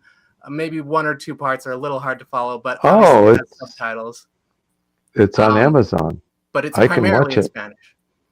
And it has a really good moral to the story. Oh, so good. Oh, so many good morals. Oh, All right. literally, my heart is bleeding. Okay. So Okay. you know what? Like Around the World in 80 Days is probably the greatest travel movie whatsoever that has no morals whatsoever, but actually has one moral. What you learn is about the international dateline. The whole point of that movie is you learn what the international dateline does to travel. There was that whole fever dream movie we grew up on, Shitty Chitty Bang Bang. That was Shitty Shitty Bang Bang was You mean Shitty Bang Bang, that Shitty movie? Yeah, I'm not a fan. I'm sorry. That's what It's my one of the friend's movies where you son, have to, my like, friend, turn off your brain and assume everybody is totally moronic. I have very low tolerance for those kind of movies. my friend's son used to call it, he couldn't say that. He could call it Shitty Shitty Bang Bang. He Yeah, couldn't say I the would always- CH. I would accidentally on purpose call it Shitty Shitty Bang Bang and then say, what? That's the name of the movie. Well, my little I have brother to Well, didn't say In letter. German, shiz is shits. Shiza. It is? No, shiz is shits. Yeah, because it's SHIZ. It's shits. Shiz is shits in German. You know, the guy in the Book of Mormon. yeah. Yeah. Mm. One of my favorite movies that I consider a travel movie, but it probably doesn't qualify under this criteria, is well, now I've completely forgotten it. Is it Lost in America that you're trying to No, think no, it's with Meg Ryan and Kevin Kline plays. Oh. And Oh. Kevin Kline does such a great job of playing a Frenchman that I didn't even know it was Kevin Kline for like the first half hour of the movie. It was That's a wonderful film. It's yes. French Kiss. and because of whatever they did with the distribution rights, it's almost impossible to find a copy of it anywhere or to even get it digitally anywhere. But it French? was so it was so well done. Meg Ryan plays a history teacher who hates to fly. She's afraid to fly. And her fiance is going to Paris for a medical conference. Is it called French And Kiss? it's called French Kiss. French Kiss. And he Yes. called Meg Ryan after a couple of days and said that he has met this beautiful, wonderful goddess and he's dumping her. And so she decides to confront her horrible fear of flying, get on an airplane, go over to France, and she meets this Frenchman on the airplane, played by Kevin Kline, who, you know, basically tells her what a horrible American scaredy cat she is. And she ends up sort of like transforming into this wonderful, empowered woman who doesn't even care that her fiance went off with a 20-year-old French woman who, you know, looks like a Playboy model. And I actually really love that movie. I thought it was- Yeah, it's a great film. It's a great film. Yeah. I haven't seen it for years. Oh, it's a good thank one. you. Thank you, Meg. Oh, man. Before Planes, Trains, and Automobiles were invented, Jason and the Argonauts was kind of a travel movie. I could see that. I'll allow it. We loved when he fought the skeletons that came out of the air, and we watched that So movie. cool. Yeah. I guess it just depends on, you know, what you mean by a travel movie, because if it's a movie in which there is any type of travel, that opens the door for a lot of different things. That's right. Yeah. What's that book about the hero's journey? Like that is the hero's journey in a nutshell, as he goes through all the trials and growth and comes out better at the end. That's almost every story. Right. Yeah, there's a lot of good ones. Story as old as time. Speaking of, has anyone seen Kubo and the Two Strings? No. Never heard of it. Oh, it's fascinating. It's this little kid who, it's a coming of age story, and he has to like fight his inner demons that are represented by his family members who talk down to him. And it's all in claymation. I like claymation. A lot of people don't, but I love do it. too. Oh, really? I like it. But yeah, they make a lot of movies. They're responsible for Coraline and a few other ones. But after Coraline, none of their movies like got the marketing budget, so they're all like cult classics. Not a lot of people know them, but they're really good. Everything that studio makes is so good. But Kubo and the Two Strings has a lot of travel in it. Never heard of it. I'll have to look that one up. Did you hear about the Two Strings? Speaking of Two Strings, that walked into a bar and hopped on the bar stool, and one of them said, "I'll have a vodka and soda." Bartender says, "I don't serve your type in here. I don't serve strings." And they're like, "Oh, come on, just this once." He goes, "Nope, no strings in my bar." And he kicked them out. So they went out on the street, and one of the strings started messing up his hair, pulling it all over the place. And he says, "Watch this." They went back into the bar, and the string that messed up his hair said, "I'll have a vodka and soda." And the bartender says, "Okay, oh, wait a minute. Aren't you that string?" He said, "Nope, I'm afraid not." I'm afraid not. Dun, dun. I like that joke, Randy. I just Oh, I my get it now. gosh. Yeah, I would have got it quicker if it was in writing, but I got it. Wait a minute. Of crowd. I'm afraid not. I'm a not. I'm afraid not. Oh, brother. Sometimes I don't know. And great movie recommendations on Tuesday with Tim every time. I Well, think one of my other favorite travel movies, as long as we're talking about planes, trains, and automobiles, I love the old Audrey Hepburn movie, Charade. Cary Grant, yes. Audrey Yes. Hepburn. Lots of travel in that movie. Some trains, people jumping off trains, being thrown off trains. Hotel rooms, creepy ass hotel rooms, just like Randy's experiencing tonight. Yeah, right? Intrigue, murder, money, and Chanel in all of the wardrobe. It's absolutely Yes. Yes. Yes. Let's see. What else can we think of a travel movie? I always think of the sequence in The Rescuers Down Under where like the planes turn into like aero graphics and they go across the world, like the messages. That to me is like ingrained in my brain. Whenever people talk travel, I'm like, oh yeah, we go on arrows on a map, like Megan's Atlas. Well, I mean, if you've ever watched any of the Indiana Jones movies, that was one of my favorite things about those movies. Yes. They zoom out, they show you the map, the little red dot comes up, you see the plane going, you see the plane landing, you know exactly where they are. Thank you for showing us where the movie is taking place, so we have some Exactly. context. I always appreciated that. Yes. Yeah, I took a film class and there's a whole science to like storytelling that doesn't like jar the watcher. And yeah, you got to set up the scene. That's part of the initial setup. If you don't set up where they're at and why they're doing what they're doing, it doesn't make for good cinematography. Well, we have to know why Harrison Ford went to Nepal and why the bar is in the middle of nowhere and why people are wearing so much fur. We just need to have that context. It's important. And why Marion's in the bar. That's right. Why Marion's in the bar. Why Marion's in the bar. And why the Nazi guy gets the medallion thing burned into his hand. You have to know that. It still makes my hand hurt to think about it. Ouch. By the way, Ouch. if you do get burned and you put your hand in the snow, it is not going to heal the burn. You are not going to feel better after putting your hand in the snow. It's still going to burn. Just putting that out there from personal experience. That's too bad. So what is the best thing to do in that circumstance?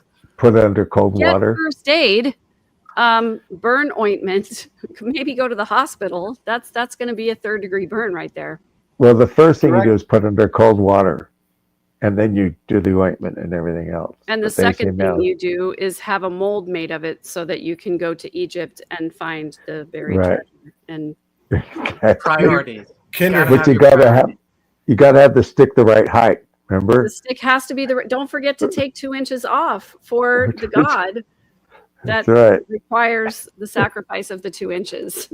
Because if you don't chop off those 2 inches, it's going to be the wrong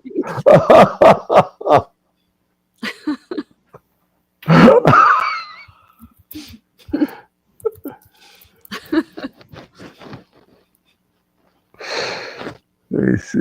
That's all I have As to far say as about that. burn goes, do you want to hear an old-timey burn solution, which doesn't sound right, but does work? Sure. So if you Sure. burn yourself, you immediately pour bleach on the burn Oh, Really? no. because something in the bleach stops the cell breakdown. I don't know. Wow. See, that's what I'm looking for. Those DIY, I don't have access. Wow. What is just the So my quickest thing that's accessible. I like it. That My seems like stepfather opposite swears true. by this. It's a Kentucky thing, and he was a PhD student. So he told me the science about it as far as what bleach does to a burn. And I was like, that makes so much sense the way you explain it. And it does get rid of that sting. I don't know. So next time you burn really- yourself, just dump some bleach on it, as long as it's not At like a first, it- blistery burn. But they said they had some girl in their kitchen. They had a cafe, and she'd spilled grease all down her front from the fryer, and they threw her in the employee, the corner, and just dumped her with bleach, and she didn't burn. She didn't blister. I don't know. So What do we think of There the movie The Secret Life of Walter Mitty? I think that counts as a I travel. love Which one?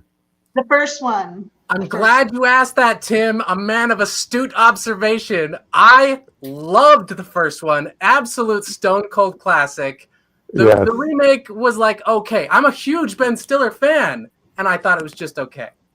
Yeah, it's okay. Now I'm it by says the you don't airport. put cold water on a burn. Randy, I'm Just glad like- you're back because, again, I was poised to call 911. I was worried about you again. I know. I I'm was like, I'm oh, by God, the where'd he go? airport. I think that every time I don't know, it's something from the airport because all of you guys freeze, and I'm the only one that can move that I see moving, and that's scary because I feel all lonely. And then all of you disappear one at a time, and I'm like, oh crap, here we go again. But I'm on my phone now. But I was just going to say about the burn. There's a fireman that taught us when I was in teacher's quorum that the best thing you could ever do is put egg whites on it as soon as possible, and the skin will grow back so much better without scarring. Wow. Egg whites, yeah. Interesting. I would do egg whites before bleach, if I'm being honest. I just like that. It makes more common Yeah. sense in my brain. Now, Kendall, have you ever read the short story, the James Thurber story, The Secret Life of Walter Mitty? You know, it's been on my list and I haven't yet. It's online and it's like 4 or 5 pages long. It's a very There you short go. story. Okay, I'll do that tonight, Tim. Follow up. Use the Okay.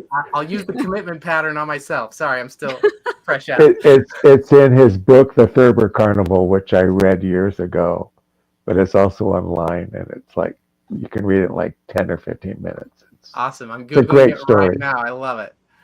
yeah. Well, Yeah. I think we sufficiently strayed away from planes, trains, and automobiles. Right. Not really. All those things have to do with transportation in some way. There's planes and trains, and Walter Mitty, there's planes. He dreams he's a fighter That's true. pilot. I mean, technically, almost every movie has some mode of transportation in it. Otherwise, where would the plot line be? Exactly. One of my favorites is actually, what's the one, Stranger Than Fiction, where the main character, Harold Crick, he thinks he's in a story and he gets advised, just do nothing. And then you're not advancing the plot forward. And so he literally sits in his apartment and watches documentary and pees in a jar. And the plot finds him. A bulldozer comes and destroys his house. So house. the lesson there is, even if you do nothing, the plot will find you.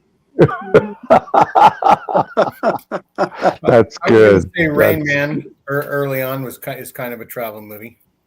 Yes, that is. Yeah, because Yeah, he goes I to would Vegas. count Rain Man for sure. Yeah, Yeah. because he has to pick him up and drive back. I love Yeah. Rain Man. Yeah. I love Judge Wapner too. That was one of my favorite shows growing up. Judge Walker. I never wanted to miss Wapner either. Rain Man had to see got to be Wapner. Wapner. Well, got to be Wapner. Wapner. Gotta have Wapner. And when the girl drops the toothpicks, and he Oh. says there's so many there, and I'm going, oh, man. 684 toothpicks. 684. And then Sally Dibbs, remember Sally Dibbs? He knew the address and her phone number and everything because he read the phone book. 42 Wallaby Way, Sydney, Australia. Wow, that's impressive. Nemo. Just kidding. Yeah, we have Rain Man in our midst. Paper Moon, yeah, Paper Moon is a fun one. Yes. I don't think the Truman Show's not a travel movie. Yeah, Well, James the Thurber. Truman He Show wants is to a travel. good movie. What? What? I The think Truman the Show is theme a of travel sta- is is a in there. statement Like movie. all the times they suppress the desire to travel. Like, oh no, you can't be an explorer. We've explored the whole Oh. Earth. You're too late. That's right. Truman Show is a travel cult. Okay. The Tonight- Wizard of I don't- Oz. Okay. I have a question for the panel. Does anybody remember this movie with shoot, he's an Irish guy. It was Oh, yeah, called that guy. Phone Booth. And it was about this guy, the phone booth, the phone is ringing in the phone booth and he goes in to answer it and it's a terrorist on the other line.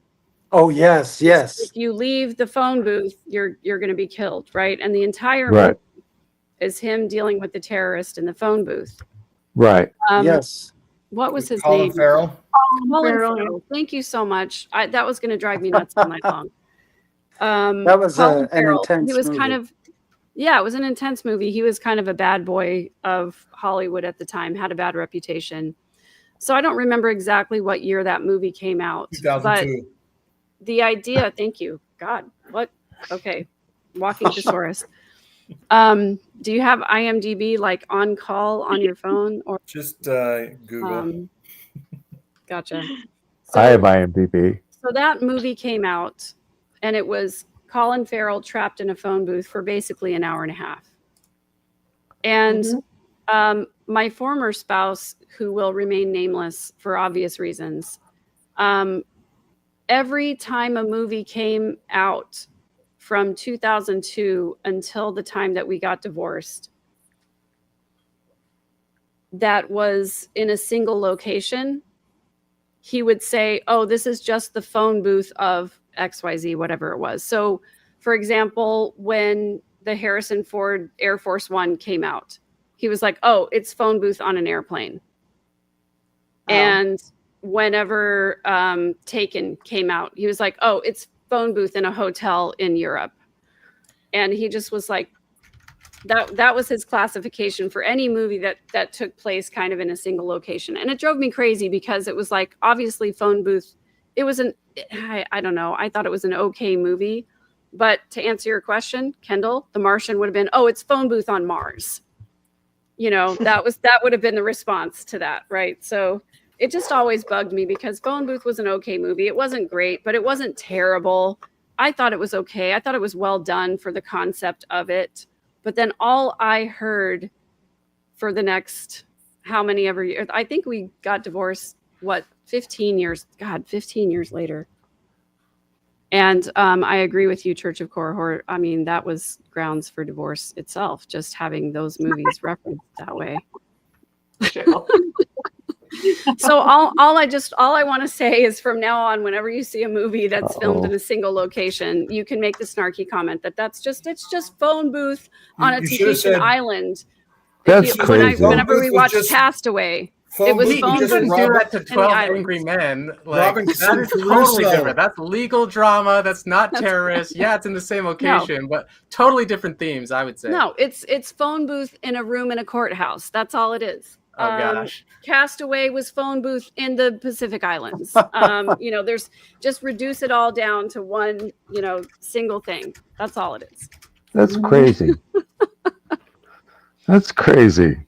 Needless to say, we didn't have the same appreciation for films. I haven't watched The Terminal yet. Is that good?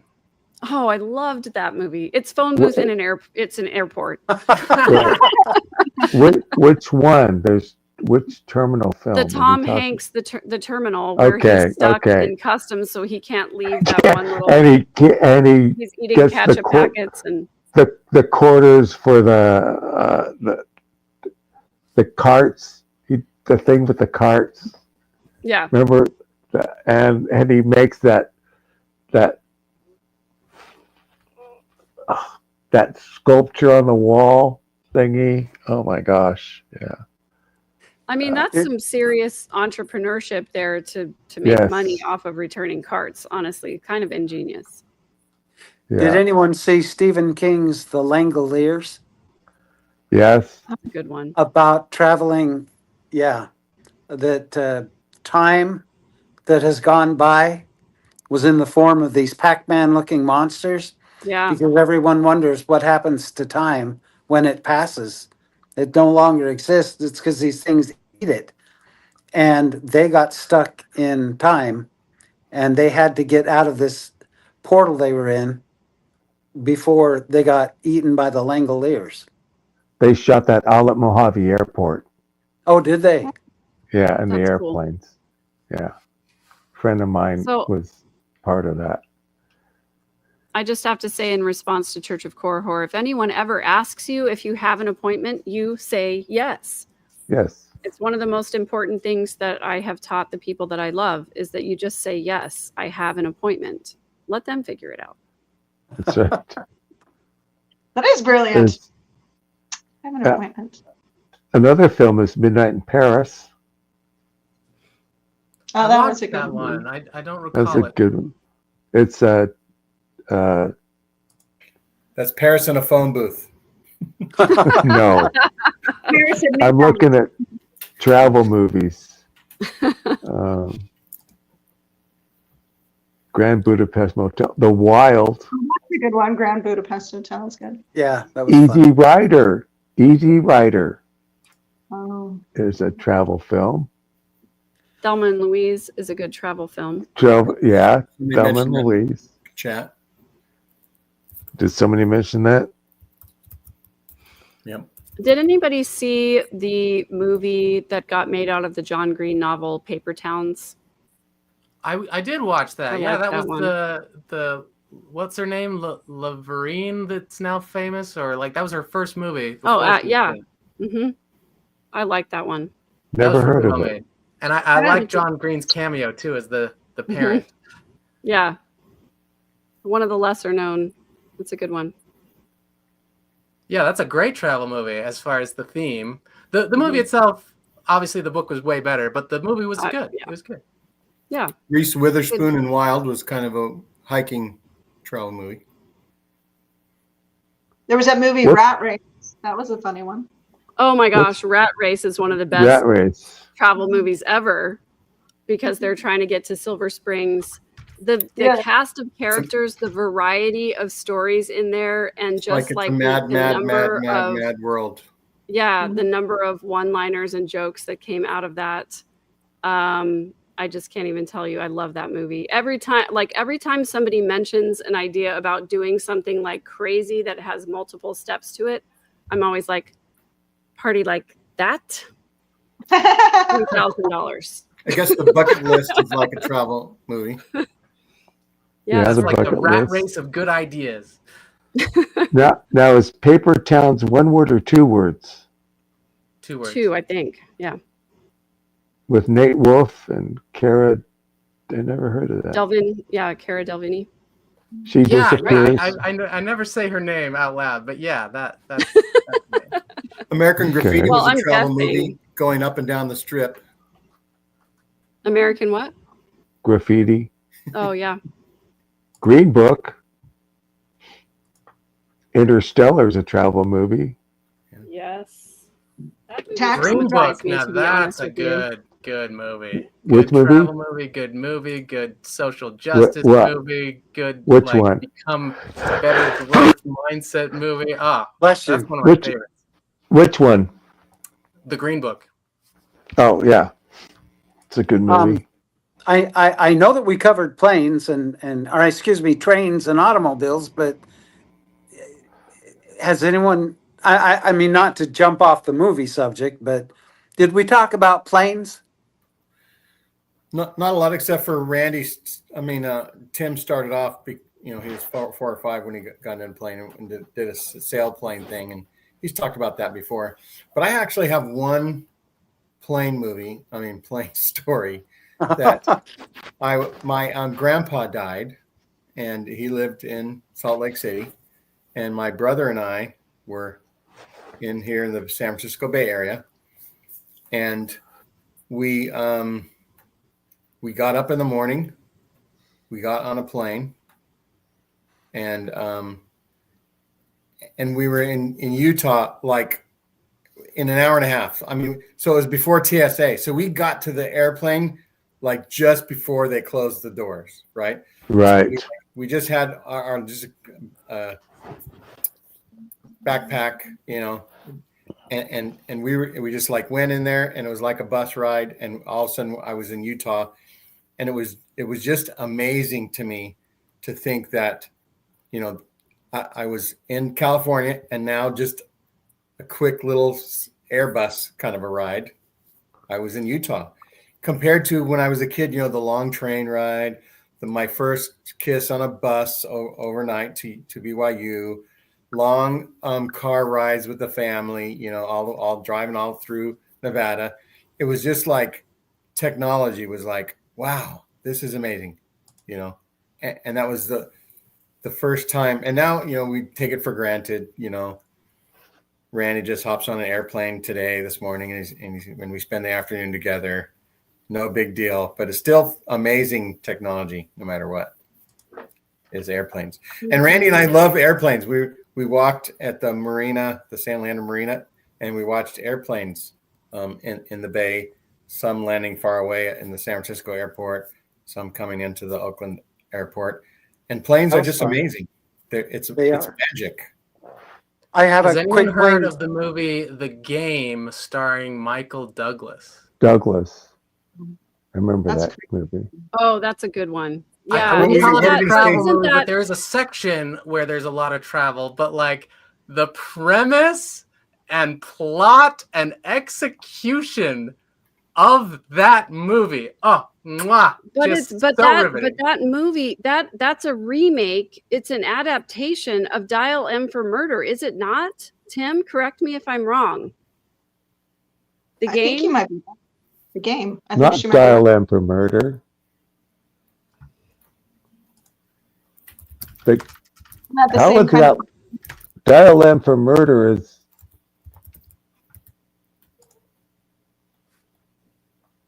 I could see some parallels.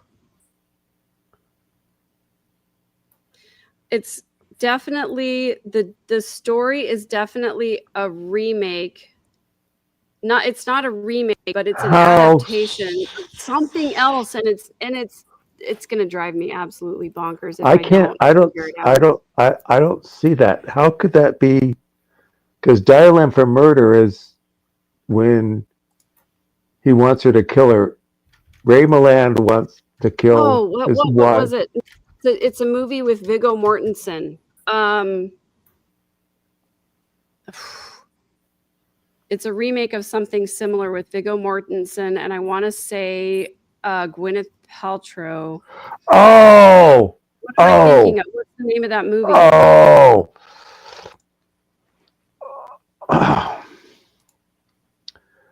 Oh. Okay, I'm We'll gonna do a have to look search. it up now. Tim, do a search. Randy, were you going to hop on to my story about how planes are amazing? Well, I was just going to tell a quick story about a plane, but Okay. I used to fly free with FedEx because I worked for FedEx, and I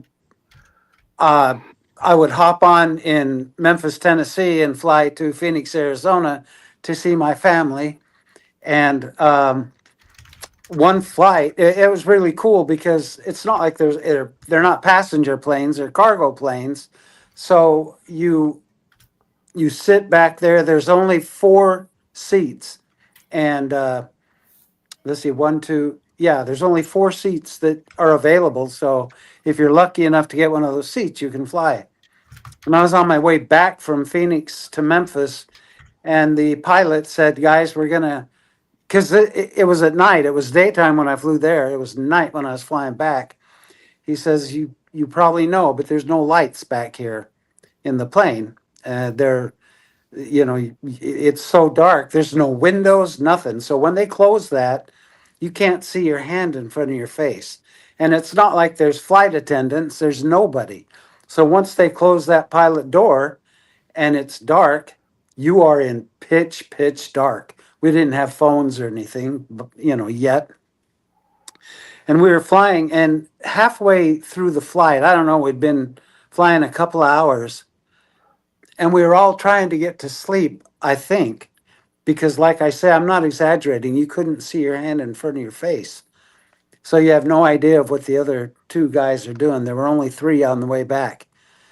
And all of a sudden, this guy screamed this horrible terrorist, just a blood curdling scream. And it just scared the crap out of me. And I'm sure it scared the other guy. I don't know which guy screamed. And when we got off that plane about an hour and a half later, none of us said anything because we didn't know who screamed. One guy thought it could be me or the other guy, and I thought it could be some guy. And it was just the scariest thing in the world to not be able to see, to be in the back of a cargo plane and to hear that blood curdling scream. So anyway, that's my airplane story. And I never know I never knew what happened. What's I was that? waiting for some plot twist. And No, then No, nothing. I don't know And what then made this guy stepped scream on the out plane. loud. At least I you didn't was- add details like President Nelson. oh, right. That's Right? the best plane story ever. Okay. I was Wanted afraid to one that up everybody. I was going to feel a knife in my chest or feel my throat get cut or something.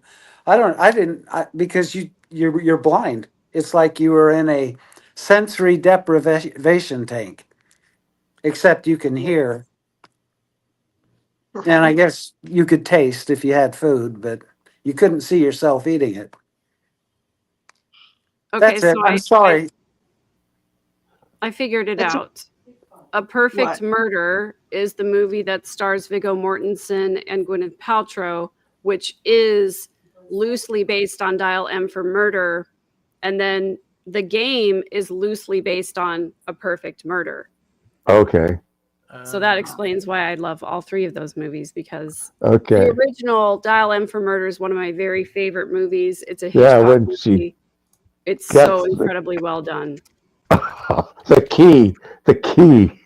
Yep. The key is the key. The key is the key. Yeah. So Yeah. you guys prefer the 1954 to the 1981? 100%. Of The course. 1954 is the original, and you've got Grace Kelly. I mean, come on, Grace Kelly. Grace as- Kelly? Yes. Are you kidding me? No. You don't that's- like. How can you not like Grace Kelly? I love Grace Kelly. That's what I'm Yeah, saying. me too. But it's like, come on. And she ends up killing the guy who's trying to kill her. Oh, just amazing.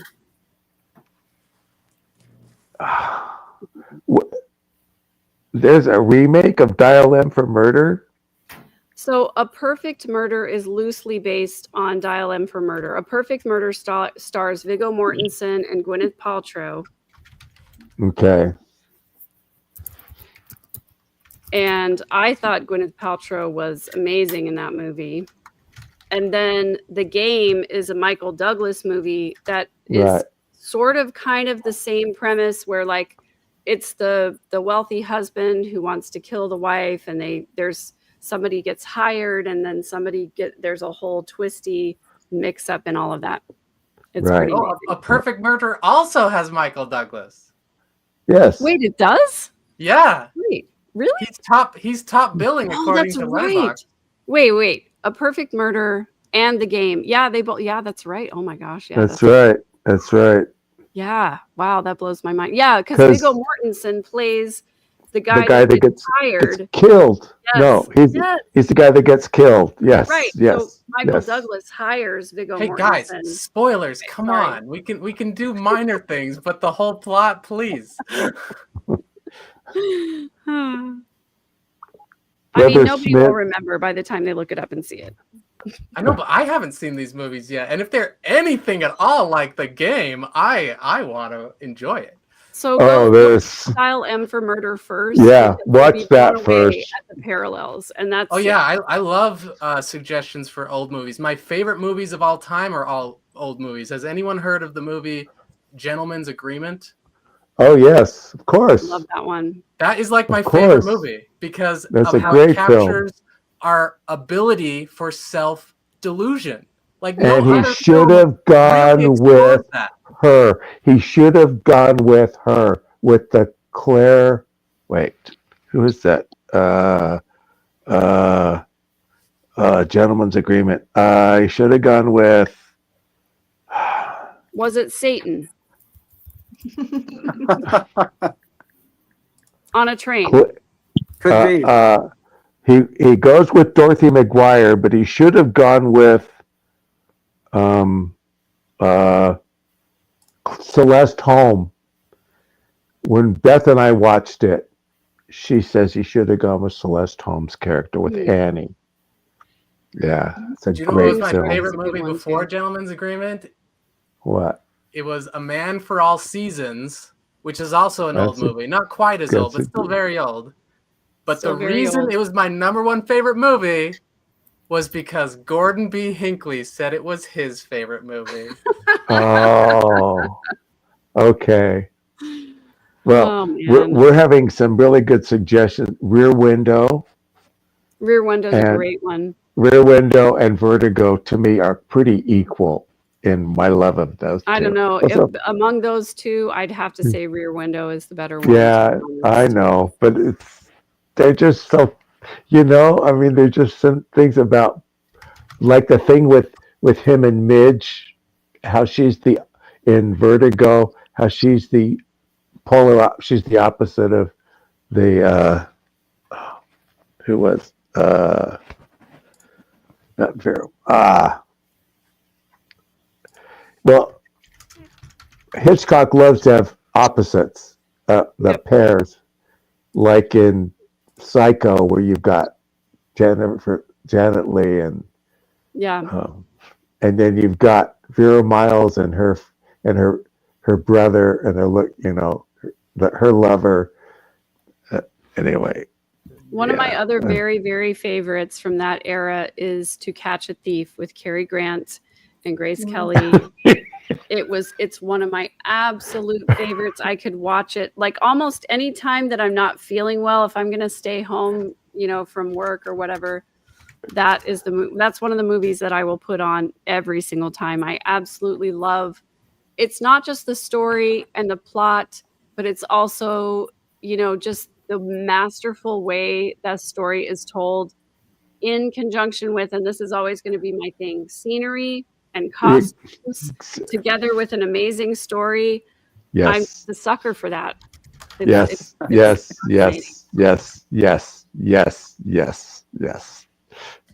Do you agree, I'm Tim? some diamond jewelry and Yes. Hitchcock for locations is something else. yeah. The places he picks for stuff. I saw North by Northwest on the big screen a few weeks ago, Oh and wow. it blew me away. Well, I've seen Rear Window and Vertigo on the big screen too, but every time I see a Hitchcock film, the locations always get me. Mm. I mean, he picked. So I watched To Catch a Thief right when I watched a bunch of 60s films. It reminds me most of How to Steal a Million with Peter O'Toole. Have you guys seen Yes, that one? yes, Hilarious. yes, It makes me laugh every time. I freaking love it. yes, yes. Oh my gosh, there are so many good movies.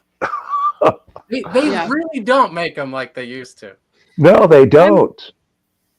I'm You're always right. a sucker for a good heist movie for some reason, and I'm not really sure what it is that intrigues me so much about it. It's like maybe the aspect of like, are they actually going to get away with it? But Ocean's 11 for me was like one of the big ones, and also The Italian Job. I could watch that one over and Now- over. Are you talking about the original or the remakes? No, the remake. I don't like the original just because I felt like it was a little bit hokey. And With Frank Sinatra and Danny.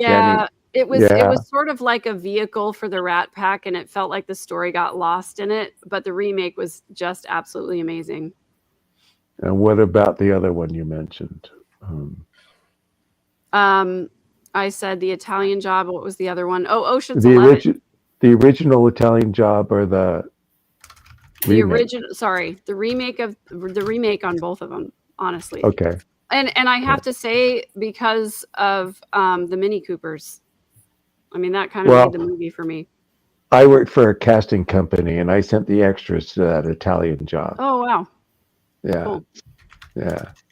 Yeah. Also, I like mean, that. you can That's never go cool. wrong with Charlize Theron. She's That's what I was amazing. going to say. Yeah. Yeah. Yeah. Yes. Oh my gosh. The Sting. Oh yeah. The Sting's The good. thing is fabulous. Moonstruck. Also, Butch Cassidy and the Sundance Kid is Sundance one of my Kid. favorites.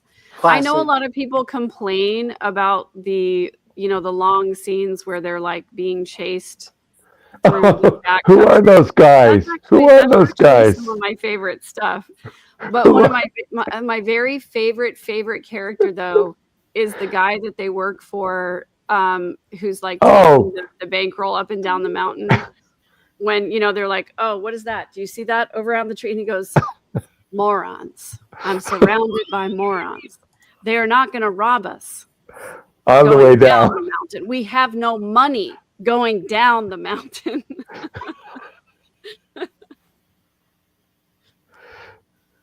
That's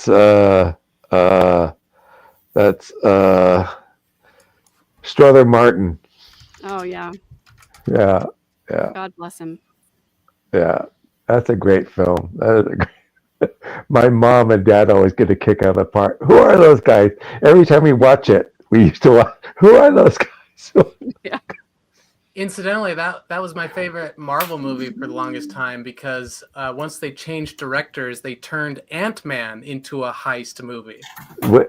Yeah. What? Yeah. Huh? Also, What are with you Michael talking about? Douglas, we've come full circle. Oh my gosh, we totally have. That was the connection.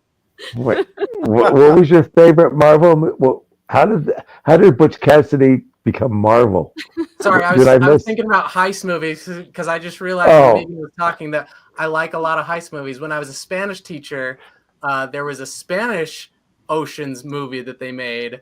It was like Honor Among Thieves, but it was all in Spanish, but very, very well made. And it was fantastic. Like my kids loved it.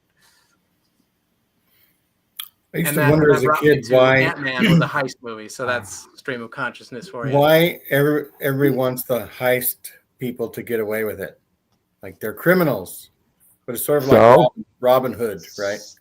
I think the appeal to me personally is I like when people make a plan and like Yes. analyze what could That's happen for me because that too. is so Exactly. relevant to my life. Is so many people that I interact with, they just go off their gut and they don't think through. And I want to ask questions, be like, what if this happens? What if that happens? And no one likes that in my local neighborhood and family and stuff. But in those movies, those people get it. They get it. Like I think Reservoir that's what I like Dogs. so Fun of much me. about Reservoir Dogs is a good heist film. yeah, that's a good one too. Kendall, I'm exactly the same way because I'm thinking like, oh no, are they going to get caught? And it's like, oh no, somebody's chasing them, and all of a sudden they've got the garbage men who are there with a solution they thought of weeks ago, and it's like they thought of everything. How did they do that? That's amazing. It's Movie like all magic. these contingencies. Yeah, And it's also like- that's actually so. I've taken film classes, and that's actually the moment that dopamine is released in your brain. It's like you're Right. worried. There's a problem. You have Right. all this anxiety of how they're going to fix the problem, and then they fix it, and then you go, "Aha! I see what they did," and it releases dopamine every time. Yeah, Now, because in my own life, whenever I have a problem, and I'm getting pulled over by the cops, there's no solution. Like I just get the ticket. That's what happens. Like I don't get away with it. I don't get any dopamine hit. It's just it sucks and I have to deal with it. So when I see it in a movie and they get away with it, I'm like, they figured it out. I've renamed that Inception, though. sensation in my brain as smart. I mean, Inception has to be one of the best heist movies ever done, though, because you've got all those layers they have to go through Yeah. to get, and the problem they run into with his wife keeps showing up, and he gets shot. Yeah. See.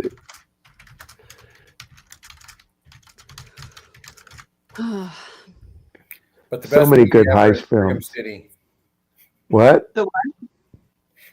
The best movie ever is Brigham City. I actually really Yep. enjoyed that movie. I've never seen it. I'm only saying that, Richard and Dutcher I'm hoping does a that the good job. director's watching so he comes on our show someday.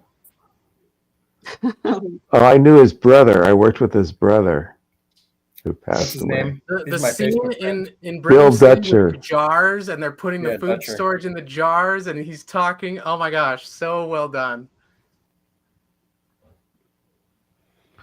And as long as Brothers. we're talking about food storage and jars and Mormon movies, I just have to say, one of my favorites. Richard Dutcher.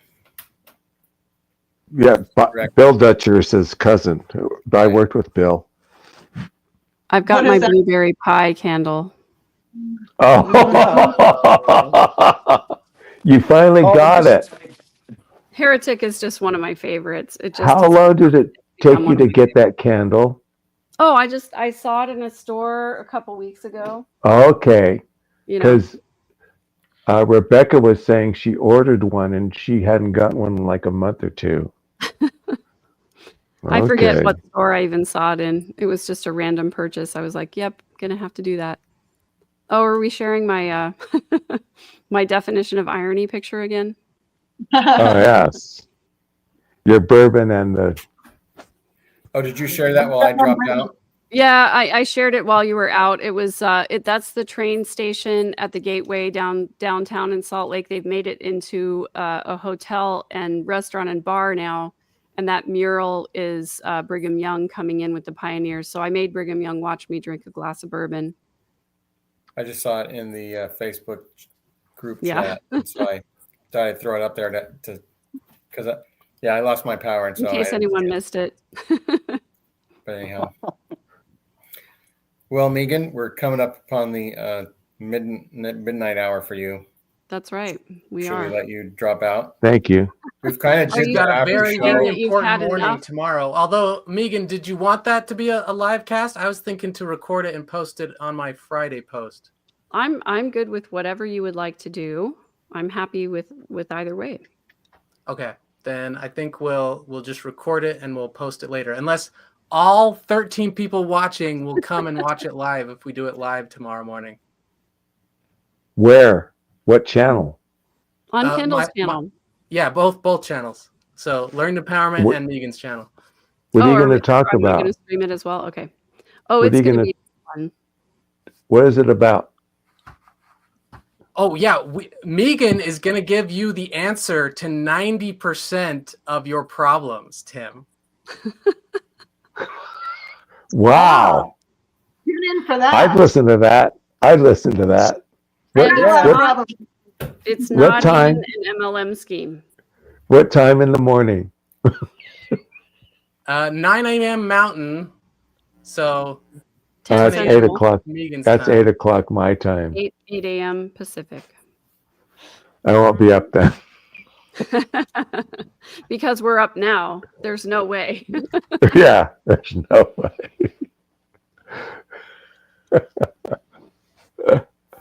Oh boy. So yeah, I wasn't trying to kick you off, Megan, if you're having a good time.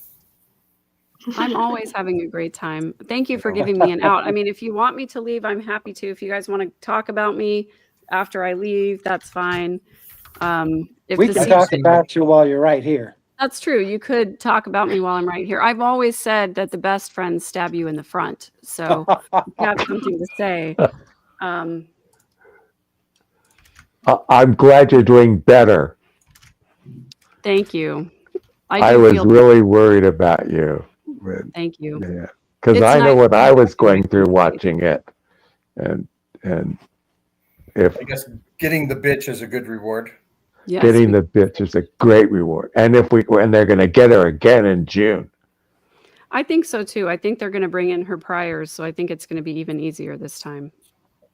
Yeah. But I said before, like being in the proximity of evil for that long, it really did drain me, and I was not really prepared for how that was going to feel. So I'm grateful that I'm home now, and I'm not going back until the sentencing because I just don't want to do that to myself. There's another book title for you, In the Proximity of Evil, and Yeah. the Lori Vallow trial. So Yeah. the one in June you're going to watch on TV with the rest of us. Yeah, I'm still gonna report on it, but I'm not gonna go to be there in person until the verdict and the sentencing for that'll be the last trial. And Let's do we know when just- that starts? No, When does that start? where will they keep her for indefinite? Not Idaho, or is she going to be in Arizona? So Will there be they'll- will there be a trial for the murder of Alex Cox someday? I doubt it. Nobody cares to get justice for that guy. I'm sorry, Randy. I know he was your friend. He was my cousin No. too, but Yeah, but he he wasn't killing kids. Exactly. So yeah, I don't think they're ever going to reinvestigate that. So this trial starts, the final trial management conference is May 14th. I think they start sending out jury questionnaires May 21st. I think they're planning to be in person starting on June 3rd. And they've blocked off the entire month of June, although I don't think it's going to take that long because I think even though she will have learned some things this go round, I don't think she's going to put on much of a defense. And I think it's going to be over relatively quickly. So probably we're looking at mid to late June when there will be a verdict and a sentencing. In Idaho? No, in Arizona. Oh, And in, so in what? Arizona. Yeah. So what will happen is because she was convicted first in Idaho, no matter what happens in Arizona, she will go back to Idaho to serve her 3 consecutive life sentences before she goes back to Arizona to serve whatever sentences she gets there. So, if there is some kind of genetic anomaly where, she happens to live 385 years, she'll go to Idaho first and then Arizona. But Trina Kay, who is the prosecutor in Arizona, made a really good point. Lori is appealing, of course, in Idaho, and Idaho did screw up and got the death penalty taken off the table because they were late with some discovery. The state did screw up. Trina Kay was not very complimentary about how Idaho handled all that. And she said, I don't know what's going on in Idaho, but if they screw something up, I want to make sure she dies here. So Well- either way, she will never leave prison. I think death is easier for her, or would be easier for her than living in prison. Oh, but Jesus is going to come and tear the walls down and let her out. I mean, that's what She she saw said. that. Her Jesus Her is going to come. Jesus. I think she said, yeah, she's translated, so she doesn't need to eat the prison food anyway.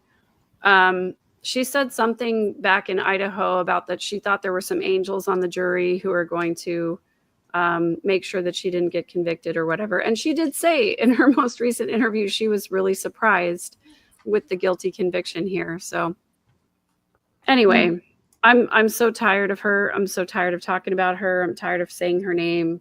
I've started referring to her as her prison number. But I think it's important to see it through all the way to the end. So I will be here covering it. I will cover all of it. I just won't be in Phoenix doing it. I'll be here. Okay. I don't blame you. Yeah, for sure. Yeah, I don't blame you either. No. What's a good movie? This Church will of be- Horror and I are going on a comedy tour. Did you know? Apparently. Oh, He says I would pay money for that. You and Joe together? Yeah.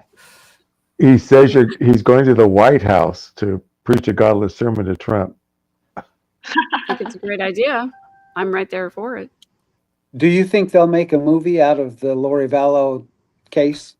Well, I mean, they've already done. Lifetime did a really stupid movie. They've done a couple of documentaries, several documentaries actually. I hope that they don't, to be honest with you, Randy, because I think it just gives more attention to her. It gives her more. She gets so excited every time somebody covers something. I remember her saying, like, when she got arrested in Idaho, that like the big story was the global pandemic, and then she was bragging that her story was covered more than the pandemic was, and she felt so cool about that. It's like, I just don't want her to have any more attention or clout or reason to brag. I just hope that she goes away and nobody ever talks about her again, And knowing her, she'll do something crazy in prison to try and get more coverage and attention. And I'm excited for her to go back to Idaho, because Idaho does not allow inmates to have media interviews. In Arizona, apparently, of course, it's free game, because she's had 3 so far since she's been in jail there. So I'm ready for her to go back to Idaho, where she will fade into obscurity and nobody will think about her or talk about her ever again. I predict the movie will be called In the Vallow of the Shadow of Death.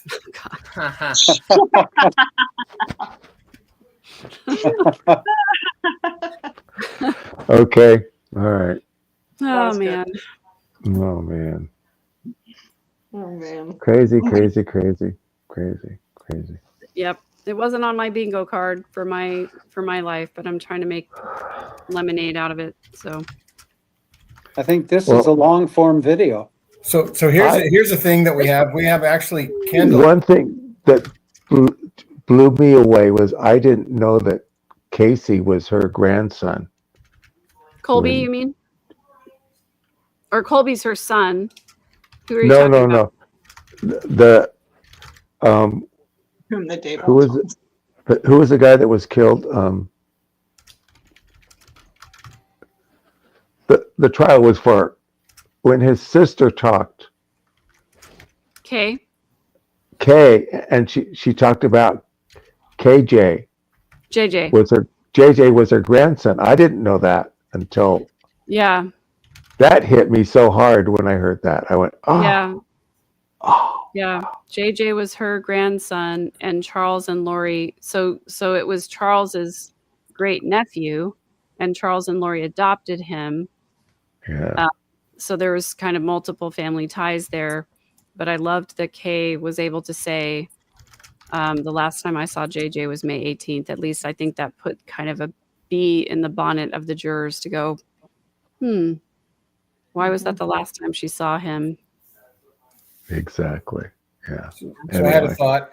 Kendall, do you recall being in a child seat in a car? I don't recall. Could go either way.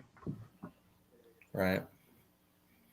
I remember that at first it was just like infants and like 3-year-olds can be in seatbelts, and then they made child restraint things for older kids. But It was only about 40 years ago.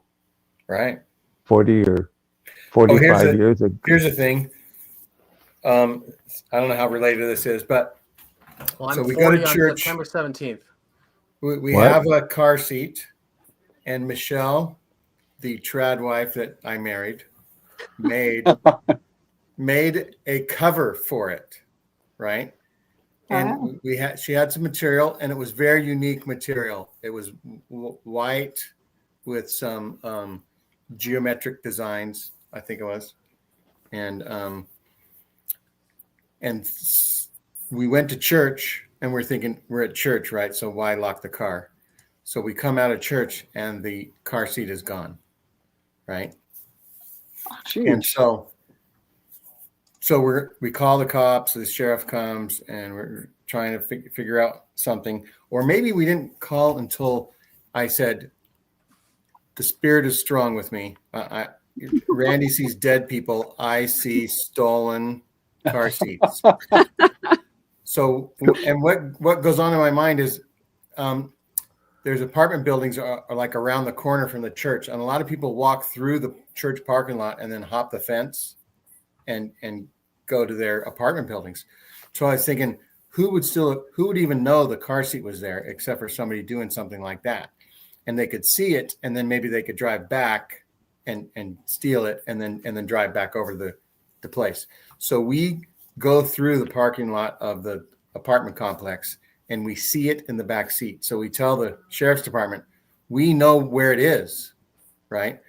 And so the sheriff goes us over there, and he says, knocks on their door, ma'am, is this your car seat? Oh, yes, it's our car seat. Well, that lady over there said that she made the cover for that. Do you have any of the fabric, that you could show me that you made this? And we had like that remnant scrap fabric, right? Somewhere. And so that they said, okay, no, yeah, we didn't, we took it. We're sorry. And then the sheriff gives it to us, and he says, do you want to press charges? And we're like, no, we're Christians, whatever. But I was, the spirit was telling me where to go. We found it like really fast. So that was Okay. car. It was 1985 when it became mandatory in all states. Yeah, I remember my oldest daughter was born 30 years ago, and we were not allowed to leave the hospital without having a car seat for her. Yeah. Wow. Yeah, I remember standing on the seat too, Kinder Kim. My dad built a bench in the back of our 49 Mercury or Dodge. He built a bench so we could stand up in the back when we were driving. And sticking your head out the window as far as you can. Yeah, putting my arm out, Making it flying. Yeah, yes. I still do that sometimes when I go down the road. I still put my arm out and do it. Our Just for the dogs, hell of it. our dogs love to stick their heads out the window. Oh, dogs love it. And Dogs love it. They probably think they're running 40 miles an hour. I've done it. I've broken the world record. Yay! Well, Gene, I was going to leave, but then I would miss the after show, and that's my favorite part. So that's what I'm waiting for. We kind All of right. we kind of in a way did the after show. So We kind of did a little bit, yeah, because we because we definitely went went so down. far off, we talked about other shows. You know, It's definitely been okay. an ADHD rabbit hole tonight, I have to say. unless there's something you don't want these 13 people watching to see or hear. They're probably all still watching Fairview. That was going strong. We Oh my could God. pretend we're not going to do the after show and just say goodbye to everybody and then trick them. And still Yeah. stick Okay. around. Let's They'll do never that. know. They'll I never have They'll a never theory know. They'll never that all know. 13 of them are actually asleep and their phones are just still running at this point. Or That could each be. of us have two other things like our phone and our other computer Right. on, and it's really We each nobody have else two watching. devices. Mhm. All right. Well, I You have one last story? nope. Okay. Thanks everybody for watching. Share, like, and subscribe. And there's other content. Go see Megan's channel, Third Verse, and her Candles show. channel. Good night. Yep. Learned Randy's empowerment. channel. Candles channel. Debbie's channel. We're gonna make Tuesdays Tim's with cat. Tim's channel someday, and we're gonna let Tim be all grown up and have his own channel someday, and leave the flock, leave the fold. It'll be a while. But anyway, we'll still support him. Thanks, MB. Good Thanks, night. everybody. Yeah, MB. See ya. Good night, everybody. Good night. Good night, everybody.